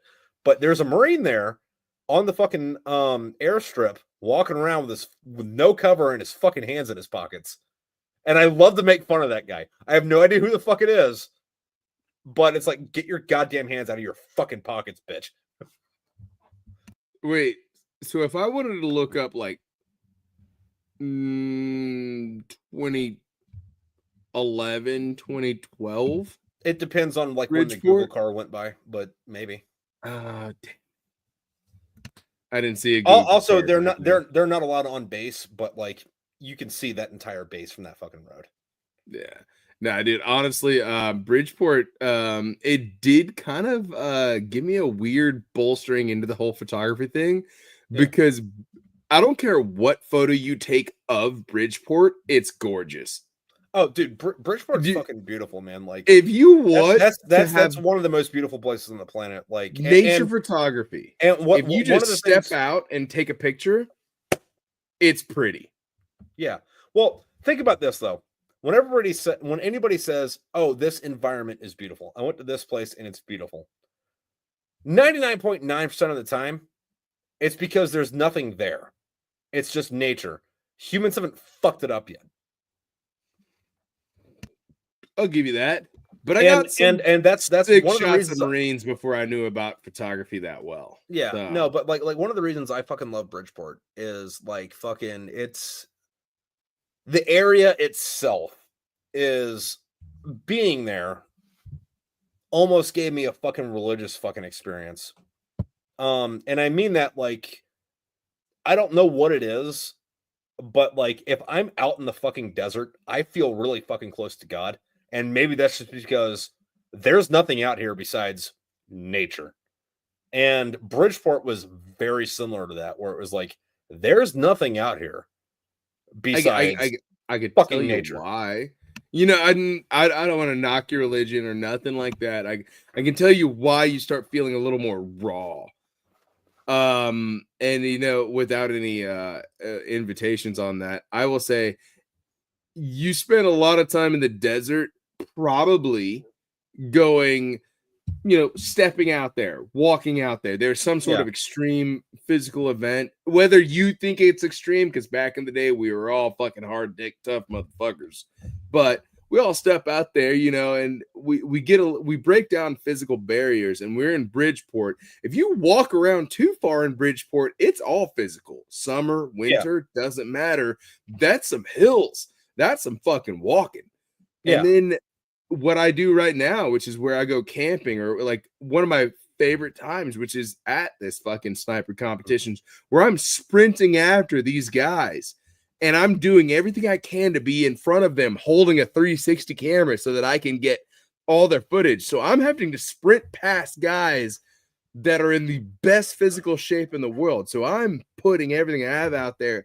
And what happens is you break down that little bit of barrier that you put up, because everyone puts up barriers, whether it's an emotional barrier, or even mental the subconscious. This subconscious barrier, this little bit of barrier that allows you to be somewhat vulnerable. No matter whether you're a man or a woman, because vulnerability, you know, you can get hurt, but you know that physical stress, as you will, which is that's how you train combat situations with most people, is you put them in as much, because you know you can't shoot at your boots as much as you want to. Your junior Marines, your junior soldiers, it's not the 70s anymore. You're not in Heartbreak Ridge. Yeah, oh god damn it, it's a great movie. But you can't shoot at your boots anymore. So what you do is you physically stress them. You make them sprint, suicide drills, pays to be a winner, fucking whatever it has to be. Fights behind the barracks if you're at the right time in the Marine Corps. And you know, you do what you have to, and you get them a little more raw, and then you start quizzing them on knowledge, and you'll see which ones can, you know, show what they know, show what they can understand in a stressful situation. And I think sometimes, because what I do is when I'm backpacking by myself and I'm walking and I'm on mile 5 and I've climbed about 1,000 feet of elevation, maybe a little bit of down, a little bit of up, and then next thing you know, I'm worked my ass off today. I'm feeling a little raw, and I can start, you know, talking to myself about real things in my life, real worries, real problems. I can address those things. And I think most people, all they need to do is get in a little bit of physical hardship, and they can strip back those protective layers and they can get really real with themselves. And when you're in the desert and you're in, I don't know, let's call it August, and you're on your 3rd mile that day, you're feeling really close to God or yourself or whatever deity you feel close to. Yeah. And you're hurting and feeling, and it's hitting you because you've stripped down those protective barriers. You're no longer lying to yourself. You know, I'm gonna flip back on this though, and what I'm gonna say though is like I live pretty much in the woods now. And like fucking, I got 2 more houses, and then it's woods for 10 miles in each fucking direction. I've been there. Yeah, no, and I go deep into the woods here, but I don't feel the same thing as I did like in the Sierra Nevada or the Mojave. Yes, but have you? I mean, it might have yourself? to do with like, hey, at the end of the day, I'm going back to my fucking house, and I'm never like more than 10 miles away from it. Well, on foot, I'm never you more gotta than make 5 yourself miles away from it. uncomfortable. But I don't know. Take away some creature comforts. I mean, is it gonna kill you to leave? Like, you know, obviously, I don't take creature comforts. I wear a pair of boots, and it's a day hike. Yeah, like, you know, make sure your wife knows where you're at. But you know, maybe leave your phone at home, and maybe don't bring a book. Sometimes I do. I feel you know, angry. I don't ever bring a book. I also bring I also bring my phone, but like I don't check it. I just have it in my back pocket, and like I don't pull it out. Do you know how I'm out there to like, I got a cool. I don't know if it's a stream or a creek or a fucking river, but it's like 20 feet across, and it's that way down there a bit. I have to walk down to it, and just hang up by the fucking water. But I I mean, like, brought up and it's nice, it's beautiful, it's fucking gorgeous. But like, I you didn't don't bring feel me that like. there. It was snowing when last time I came up there. Well, dude, I'll take you there next time. Fucking it's not hard to get to even in the fucking snow. But like, I don't feel that like communion. I think is the right word. Like, I don't feel that. It might have to do with like fucking you were the fucking lake in fucking 2-9 where like, I mean, it's not a lake. Did But you say I was at the lake like not Bandini, the fucking one you fucking shoot at fucking cars at. Okay, yeah, like, yeah, there's nothing there, but like you could see for like 20 miles and it ain't fucking nothing. And if you're like out there alone, it's like it's you and God, or fucking Zeus, or fucking Thor, or whoever the fuck the universe, whoever you want to fucking talk to. I think sometimes it also boils down to all right, you used to be a pretty good gym rat back in the day, right? Yeah, I need to get back into that, but I've been a fat piece of shit the last few years.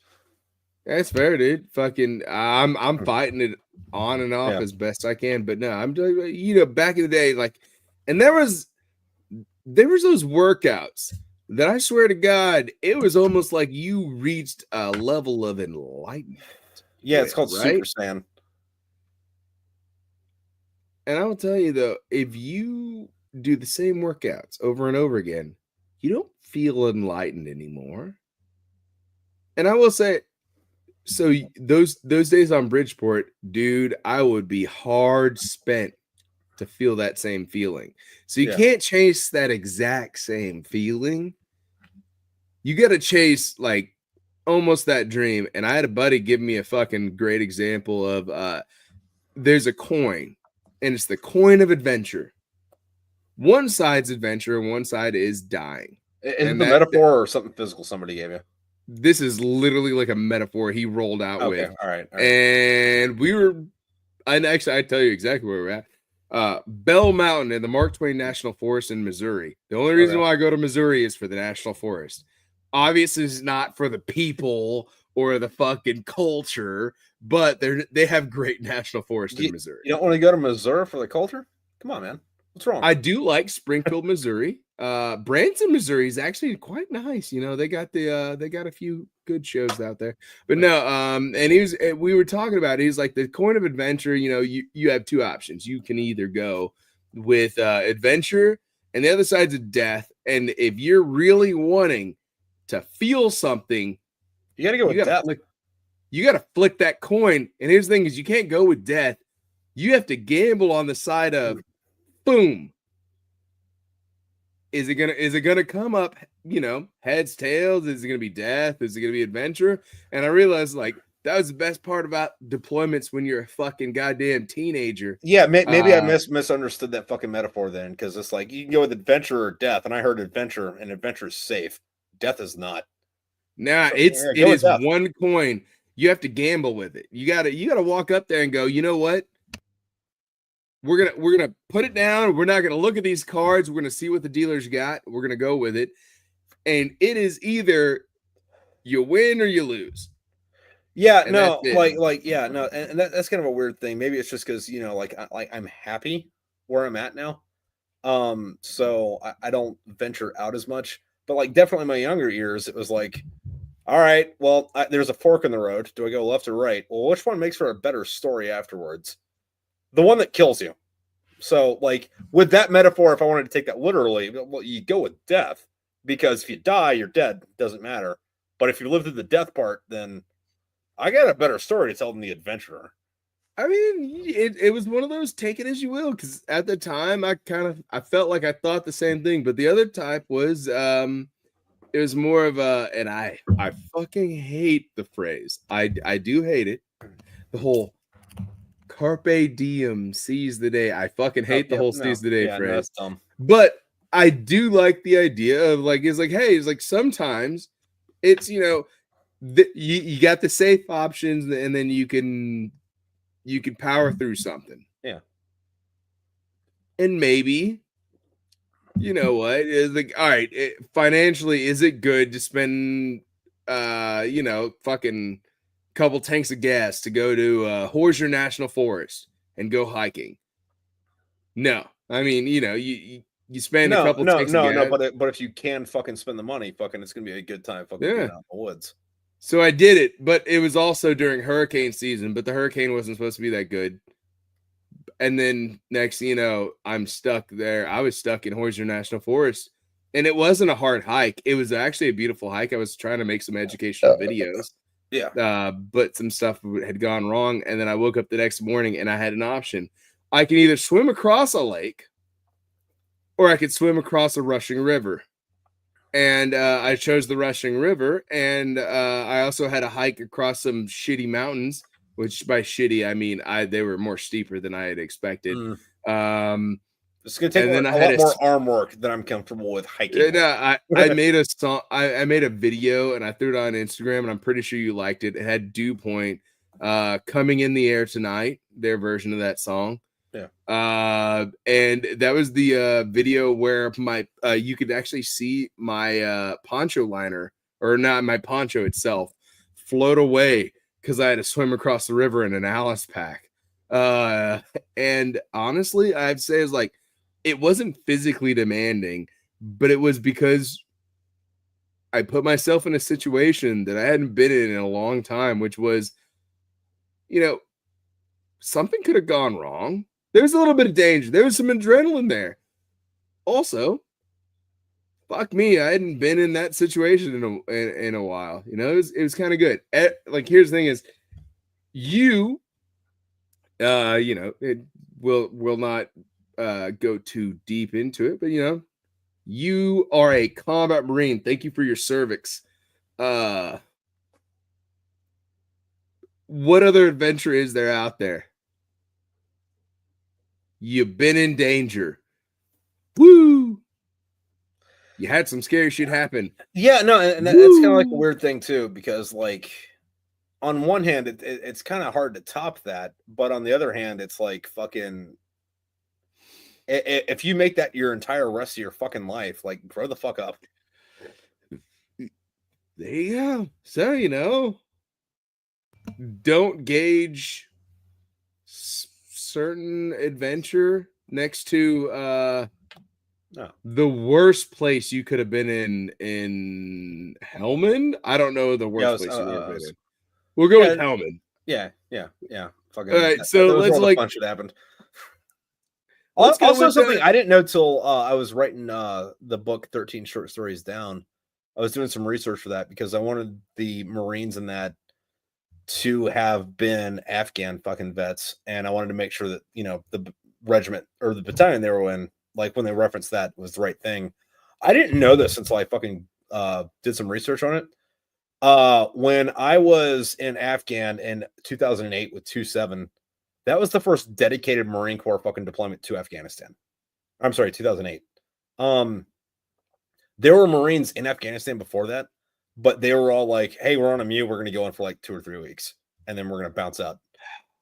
Dude. And I found that out. And I was like, oh, that makes a lot of things make a lot more sense. Whoops. I live next to Fort Campbell, which has 5th Group. Yeah. Do you know how much I hear about the horse soldiers? Like, from the fucking Civil War? I'm talking about or like the early Afghan fucking dude. Yeah, that was like 10 people. Yeah. I think 3 of them, all of them had at one point might have been in 5th Group. Yeah. And it is like, there is a weird, and like people are like Jamie's like, oh, the Marine Corps was a cult and you drank the Kool-Aid all the time. I was like, yeah, but we were right. And we're better. Yeah, no, that's how I look at it. It's like one of my religions. It's like, yeah, no, I was in the Marine Corps. We were right. We're better than you. Fuck off. Yeah, and then it's like the 5th Group guys and the horse soldier guys. I'm like, hey, I get it. I too, when I was in high school, I really loved watching John Wayne movies, and I learned to shoot a gun from a horse. Yeah. And I got pretty good at it. So basically, I'm a horse soldier. But better because I'm a horse marine. But the whole thing is just Don't make me do it. Don't make me do it. Don't make me do it. What? My granddaddy was a horse marine. Everything he wore was Marine Corps green. Oh my god. Yeah, no, the fifth group guys out here, they definitely idolize. And you know what? Those guys were pretty cool. I will say this. They were really cool. Get off their dick. Yeah. There's cooler dudes from cooler wars. All right. Yeah. And they had illegal anchors on them, and they didn't think they were special. They just thought that the enemy didn't have a right to exist. And they took their name was Dan Daly. They were very zealous about it. And they hated the Chinese. Yeah. Fucking Smedley Butler over here saying, look, I get it, but no. Yeah. Look, I want one soldier to tell me about their time in the Boxer Rebellion. Just give me one. But yeah, I do have to say though, like being around here, I hear a lot, like every now, like whenever, this might be the only reason I'm friends with Shay, is because she was like, no, I was a Marine and I've also been to Bridgeport. I'm like, thank fucking God. Someone else gets it. Also, keep talking. I can hear you. I gotta take a piss. There you go. I have to say, and no offense, I doubt she knows your channels and stuff. If she does, that's weird. But no, all the people around here that I meet, they're like, oh, no, I'm soldier, I'm this, that. Whenever I hear I was in the Air Force, I was in the Navy, or I'm in the Marine Corps, I'm like, hey, please hang out, please, because these soldiers are getting really fucking annoying. And that's mainly because I'm biased. I spent 6 years in the Marines. Most of my adult life before a certain point was all Marine Corps everything, and sounds terrible to be a soldier, to be a GI, to be a HUA. I mean, other than having an easy life, I would have liked an easier life sometimes. But no, I don't have anything to add on to that. I think D&D's gone to shit. You know what? I'm gonna get on my soapbox now that Trip's not here. I'm gonna take over this channel and tell you I believe D&D has gone to complete and total shit. And the reason is it's too fucking easy. Back in my day, D&D was, oh, you have to draw your weapon? Good. That's an action. You got to do this? That's an action. Let me do some math. No one has to do math. No one has to use actions anymore. Everyone's fucking soft. D&D was hard, and it was for the nerds, and it wasn't mainstream like you fucking kids. Anyway, what's up, Trip? I'm gonna call bullshit. I'm gonna call bullshit on your D&D fucking thing, because you know I've played a couple of games, several of which. Yeah, you played games with me, and I use old rules. Yeah, and like it's like, all right, so this thing's gonna kill you, it's gonna kill your character, and you're gonna have to stop playing or making your character, and then I would ask, did it hurt? Okay, give and then I would roll a fucking, and then I'd roll a fucking 20, and then it's like, yes, I get the whole story. Tell the whole fucking story. You tell the story. You're the okay. I gotta piss. All right. You tell the story. We're playing this D&D fucking game, and we're navigating through this like labyrinth maze type thing, right? And we come up to this Sphinx, and if you know the historical story or the mythological story of the Sphinx, you know, fucking. It asks you a question, you get it wrong, it kills you. It's very much like that bridge in Monty Python and the Holy Grail, right? And we come up to the Sphinx, and you know, Pickle's the fucking DM, and he's asking like very like elementary school fucking questions, right? And everyone gets through except for me. I keep failing the questions, riddles. I keep failing the riddles. I don't get the riddles. I can't answer the riddles. And then the Sphinx is like, hey, do you know what? I'm going to kill you. And I was like, hey, before you kill me, can I ask you a question? And, if let's do a little trade off. I can't answer your questions. Maybe you can't answer mine. And Pickle's like, all right, fine, I'll humor you. So, like, in game, the Sphinx is like, okay, fine, I'll humor you. And the question I ask it is, did it hurt? And the Sphinx is like, I'm sorry, what? Like, did it hurt when you fell from heaven? And if you haven't played D&D, like, every time you do something, you get like a 1 through 20 fucking dice, and your chances of something working or not working is on a scale 1 through 20. And I happened to land a fucking 20 on that. So I didn't bang the Sphinx, but I got to name him the Father of Terror, and we rode him through the fucking labyrinth. Okay, I'm gonna correct a few things. One, the only reason the entire group of people made it through the Sphinx question was because of Trip. And then Trip was just like, oh, no, you go. And he's giving answers left and right. And then I come up with one. Mind you, all of these questions are elementary school. Yeah. Yeah, no. And I've decided that when it comes to D&D, like I would like to say everyone in the D&D campaign, excluding, I'm gonna give one person, being stupid. Everyone is quite intelligent. At least like above what I would call the average American, which is not smart.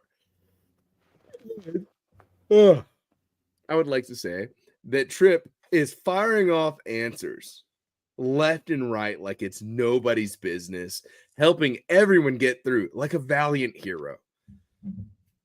And then it's like, all right, he's the last person to come across this area. Trip, here is this fifth stupidly easy question. And Trip couldn't for the life of him fucking answer it. And I don't remember what the question was. It was about as dumb as why was 6 afraid of 7? Yeah, no. It was very easy and very plain, to the point where I'm pretty sure someone said it, but I was yelling at everyone to stop giving answers. Because it's like, if you cheat the Sphinx, technically that's losing. Yeah. And the Sphinx could have killed everyone there at their current levels. Honestly, y'all could have ganged up against the Sphinx and it would have meant shit. And that's why the Sphinx was there. It was there to make you use your brains. Because their entire I'm pretty sure I did use my brain and it worked. Yeah, one of your brains, you stretched it out there, buddy. I would say their entire plan the whole time, and correct me if I'm wrong, is if we don't think we can fight it, we could fuck it. Yep. Like the postman. The postmaster. Yeah, the postmaster. Who, I don't remember exactly what the deal was. It was every time we saw them, they changed sex, or every time they talked, they changed sex. But it was like, all right, we're going to fuck him. And then he's all like, all right, well, after he said this, he turned into a dude. And then we're like, all right. I'll say this. Trip had an orgy with a bunch of fucking people and a very confused shapeshifter that may or may not have stole its voice from what was that show? What was it? It was on Adventure Brothers. Swim. No, Adventure Brothers. Yeah, Dr. Girlfriend. Yeah, no. You guys like to send something from the post office? I would like to send something from the post office. You got a pretty mouth. I think I also got that character with the did it hurt? That's a 20. Yeah. Fuck. Dude, I would have to say that D&D campaign, although aggravating as fuck, was great. And I think me and you have talked about, and we'll talk offline probably eventually about it. Besides, like, I would say at least a person, that was one of my favorite campaigns. I am sad that it ended. Well, we kind of drifted off. Like, I mean, because the first one, we all died, quote unquote. And then, no, I'm sorry. The first one was like a trial run, and the second one we all died. And then the third one was, we got like 2 weeks into it, and then it fluttered off. Well, the second one was supposed to be the first one was basically for y'all to kind of flesh out some mechanics. Yeah. And also understand, just so y'all can understand a little bit. Everyone was brand new. Second one was good because everyone was new and it was fun. Yeah. It lasted, I want to say, like It was a couple months. 6 months, 7 months. Yeah, it went on. And then I think it was a mixture of some people that pissed me off. Yeah, that and like a couple people dropped off because like work and shit, and then like he had one buddy that was like in Europe somewhere where fucking he could only be there at certain times, and then it just fluttered out. He was in Germany fighting the fucking Russians, and it's weird that I have a friend in Germany fighting the Russians. But no, and then it was like, all right, cool, we're gonna start this new thing, and then it was like, it didn't have the magic that the original group did. Yeah, and it sucks to say this, but you gotta have the right people for it. It's almost like a smoke pit jam session. You gotta have the right people there. If you got the wrong person there, or one extra bitch that's a little mouthy, or someone that wants to talk politics while you're trying to fucking play a goddamn Fleetwood Mac song, it ruins everything. Yeah, fucking. I had a little hang up on the fucking who talks politics during fucking Fleetwood Mac. That like Fleetwood Mac's about smoking weed and shutting the fuck up. And fucking, it's belly rubbing music. I'm sorry. Although I can see where there would be a fucking argument on is Fleetwood Mac better with or without Stevie Nicks. Yeah, I feel like you need her. She's good. She's the little witchy gal. No, man. Fucking, I got some of their old albums and they fucking rock. Like I feel about them the same way I do about Black Sabbath, where Stevie Nicks is better without Fleetwood Mac, and Fleetwood Mac is better without Stevie Nicks. The same way I think that Ozzy Osbourne is better without Black Sabbath, and Black Sabbath was better without Ozzy Osbourne. I'll agree with you on that later part. What is your opinion on this weird new obsession with the band Pentagram? The meme's funny, but I haven't like really listened to them besides like one song. The Ghoul? Yeah. Is that the song? Yeah. First of all, I think it was a $5 Whore. It's one of their songs. Absolute banger. They have amazing music. Weirdly enough, because I had this conversation with my old man, I was like, didn't you have a Pentagram album? And he goes, yeah, why? Is it the same band? Yeah, they just been around forever and no one found out about it until recently. All right, here's the thing: is so Pentagram back in the day, they were known as many things, as time and drug charges put different people in prison. But it's been the same band for a while. But for the last, I want to say, late 80s, they've been the same band. Dude, they formed in 1971. Yeah. And I haven't heard about them until like a year ago? Yeah, wizard metal, dude. They've been making the same type of music the whole time. They've got like Ram Jam style songs. They've got honestly a lot of Black Sabbath-y songs. A lot of their music. Go through their discography. Go through them. They're an absolute fucking terror. They're good. I give them 2 thumbs up. Yeah, no, fucking, I'm on their Wikipedia page right now. Yeah, no, I'm gonna have to fucking check them out. Yeah, like the only reason they've ever really changed names is because sometimes members would go to prison for drug charges. Oh, really? Well, for a band that's been around for fucking 50 years. Yeah. And they play a lot of biker events, apparently. So, if you want to see a show, the next big show they're at is actually with Necrogoblicon. Oh, in dude, Milwaukee. fucking have you listened to the Necrogoblicon songs? The new one? Yeah, they had 2 songs that came out Yeah, show me your goblin. Great. I love it. Yeah. I don't like the singer guy as much. It's a little bit too Avenged Sevenfold for me, but I still love the fucking like rest of the band and the music videos themselves. I used to love Avenged Sevenfold pre their drummer dying. I never got into them. I've been there like tertiarily on the tertiary level. I don't know how to fucking vernacularize that. Yeah, I don't know what you're saying. Surface level. I've been there surface level.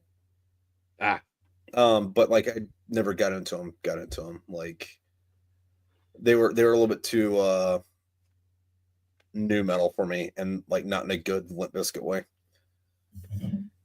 So they were post Limp Bizkit. I like Limp Bizkit, but I always felt like Limp Bizkit was missing something. Dude, I'm from Jacksonville, Florida. Limp Bizkit. If Limp Bizkit started a church. Yeah, no. I liked old punk and new metal. When I'll say this, in new metal for my high school time, it missed because I was also in Oklahoma, so it needed to be so hard. It was fuck you, and new metal did not touch that note. Yeah, and Avenged Sevenfold was almost hard enough, but it also hit like lyrically. If you look at their lyrics, Avenged Sevenfold is really, really ungodly good because they were hitting on weird religious topics. They were hitting on all sorts of levels. And then they had this song about fucking necrophilia. And I was like, fuck yeah, it's edgy. So, it's kind of a all around the board thing. Yeah, and I've always kind of had a problem with finding stuff that is quote unquote hard enough, because like I came in through the gate with fucking Slayer and Cannibal Corpse, so it's like what's ever gonna be harder than this? What's funny about that though is like, because I think it was like because YouTube wasn't really what YouTube is now. Because if I typed in, oh no, because back in the day, YouTube was like you have a 5-minute video and that's all you get, and it better be fucking funny, like meme. It would be a meme. If it wasn't a meme, and you could have music videos on there from bands, but if that band wasn't a top 5 or 10 charter, like if you typed in Avenged Sevenfold back in 2008 into YouTube, you might get the Scream music video, which was a fan-produced music video, which was a contest. Yeah. And then you might get their Afterlife, which was good, or Little Piece of Heaven, or you might get the entire 1 hour and something thing cut into 5-minute sections of their Live at Long Beach production. And then that's it. And if you're like, oh, well, what sounds like Avenged Sevenfold? You better already know, because YouTube doesn't, and it's not going to give you a band that sounds like them. If I looked up right now, which I'm looking at your live based off of things I've watched, I have some comedic things. I have the fuck nerdy prudes must die lo-fi. What the fuck is going on with this shit?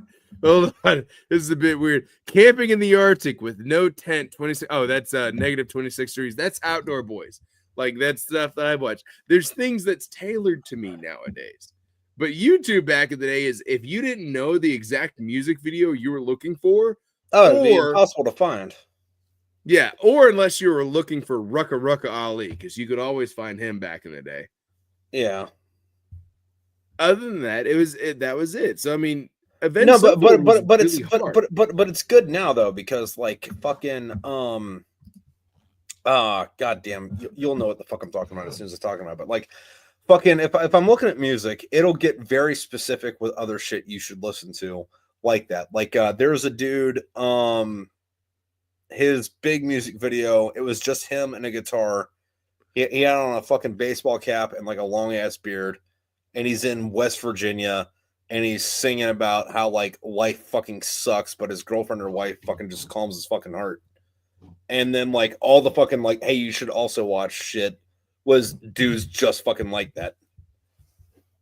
Are you talking about the dude who's wife died of cancer, so he made a country song? I really hope his wife didn't die of cancer because I really like that fucking song. The one where he's like fucking, I don't mind at all. Oh no, that guy turned me on to a guy whose wife died of cancer. Oh, that No. sucks. It's Pitch and Fits by Yeah. Drayton Farley. That song is There you fucking go. beautiful. And what Absolutely I love about like phenomenal. YouTube now when I find that shit is like I listen to that, and then like all the related videos are songs that either sound like that or have a very similar fucking theme. Bearded guys in the woods that can sing like a motherfucker, play guitar like a motherfucker, and they're just out there pouring their hearts out. It's great. Also, I don't know if you've seen my TikTok video. You remember, was it Randy Travis or whatever who has that song? I've been watching you, Dad ain't that cool. I'm your buckaroo. I want to be like you. You know that song, right? I don't know that one. It's a country song. It was big in the early 2000s, right? It's like it's a whole country song about like dad. It's a song from the singer's point of view about how his son just wants to be him, and his son might have said a bad word, but it's because he believed in his dad. And then at the end of the night, he's gonna talk to his son about the wild shit his son did that day. But his son's kneeled down at the bed talking to Jesus about it's post 9/11 fucking country. Yeah, It's which is usually god awful, but and then now the kid that was in that music video that played the country singer's son is now singing country music, and it's all auto-tune, and it's like, I wanna talk to you, that ain't that cool. I'm your bird, I wanna be like you. And the kid is like, he is not like, it's like a lady in fucking goddamn LA that has been there since the fucking 70s. It's all Botox. Like he's not moving his lips. And then it's all auto-tune. So I want you to add auto-tune to I wanna talk to you, that ain't that cool. And it's like broody and weird.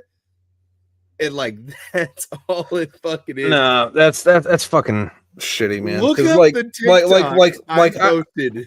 I'll find it later, but like fucking, I don't know, man. Like my thing with country is like first and foremost, like I'm a metalhead, right? So that's the first thing. But like I also still do love country music if it's the right kind of fucking country music. But it's either a guy with a fucking guitar, or fucking like way the fuck back, like Waylon Jennings, fucking David Allen Coe, or fucking goddamn Hank 1, 2, or 3, or Willie Nelson or shit, or extreme outlier. Like I'm unapologetic about this, but I love Toby Keith. But like if it's outside I have a personal problem with Toby Keith that was born from a personal reason between me and him. Okay, blood. Long story, Alex. He fucking pissed me off in Afghanistan. Weird. I've told you this story. We've been drunk a few times. But no, besides that is first thing is love country music. I love pre 9/11 country music with my whole heart because a lot of it was, it was everything aligned with the redneck people without being racist. That's a big fucking thing for me without the racism part. But I do have to say is out of all the country music, me and you had a conversation forever ago where I was like, it went along the lines of like, oh, dude, I fucking love punk rap and I love punk metal and I love all these punk things. I need to find punk country, and you just told me, do you mean folk music? And I thought about it and I realized, holy shit, folk music's just punk country. Because what is it? Anti-government, anti-establishment, fuck the cops. I'm gonna make my own fucking moonshine. I'm gonna fucking do whatever I want. Man, society's hard and it's hard on our kids. And I'm like, oh shit. Punk country's just folk. That's all it was. Yeah. Also, I think I would feel amiss if I didn't also mention Sierra Hull in the fucking conversation. I don't know if you ever listened to her or not. She is mainstream-ish country, but like she is the Jimi Hendrix of fucking the mandolin, and just fucking absolute fucking golden goddess. Dude, my heart goes out to Dolly Parton. Her husband died, and I feel bad. Yeah. So she's single. Yeah. No. The Dolly Parton thing is it's weird because Jamie's son, has received books to her. If you live in the state of Tennessee, I think, and also Kentucky, check me on that, and you have a kid, that kid can receive, all you got to do is like sign them up for it, and that kid will receive a book every month until they're 5 years old. Nice. So you can have a whole library of books so they can help learn to read, all that good stuff. Dolly Parton does that for every kid, any kid, whatever. Fuck it, make that kid happy. Well, Dolly Parton's fucking national treasure. Absolutely. And I was like, when her husband died, I was like, is this going to be like one of those husbands where it's like I found out the husband was like 38 and she was 12? Or like, also, am I going to hate Dolly because like she was like, I don't know, 40 and married some fucking 16-year-old man? I was like, no, they've been married forever though. They've been married for their entirety. She was like 19, he was 21. Yeah, that's it was a love story, and he was just like, I'm not gonna change my name, I'm not gonna change her name, and also I'm not gonna go on tour. There's been times apparently he showed up to Dollywood and got charged to enter into his wife's Dollywood. It's one of those things like he showed up, they're like, sir, you're gonna have to pay this much money. My name's this. Okay, you're gonna have to pay this much money. Okay. I would have used, if I was him, I would have used my wife's credit card, be like, this is on you.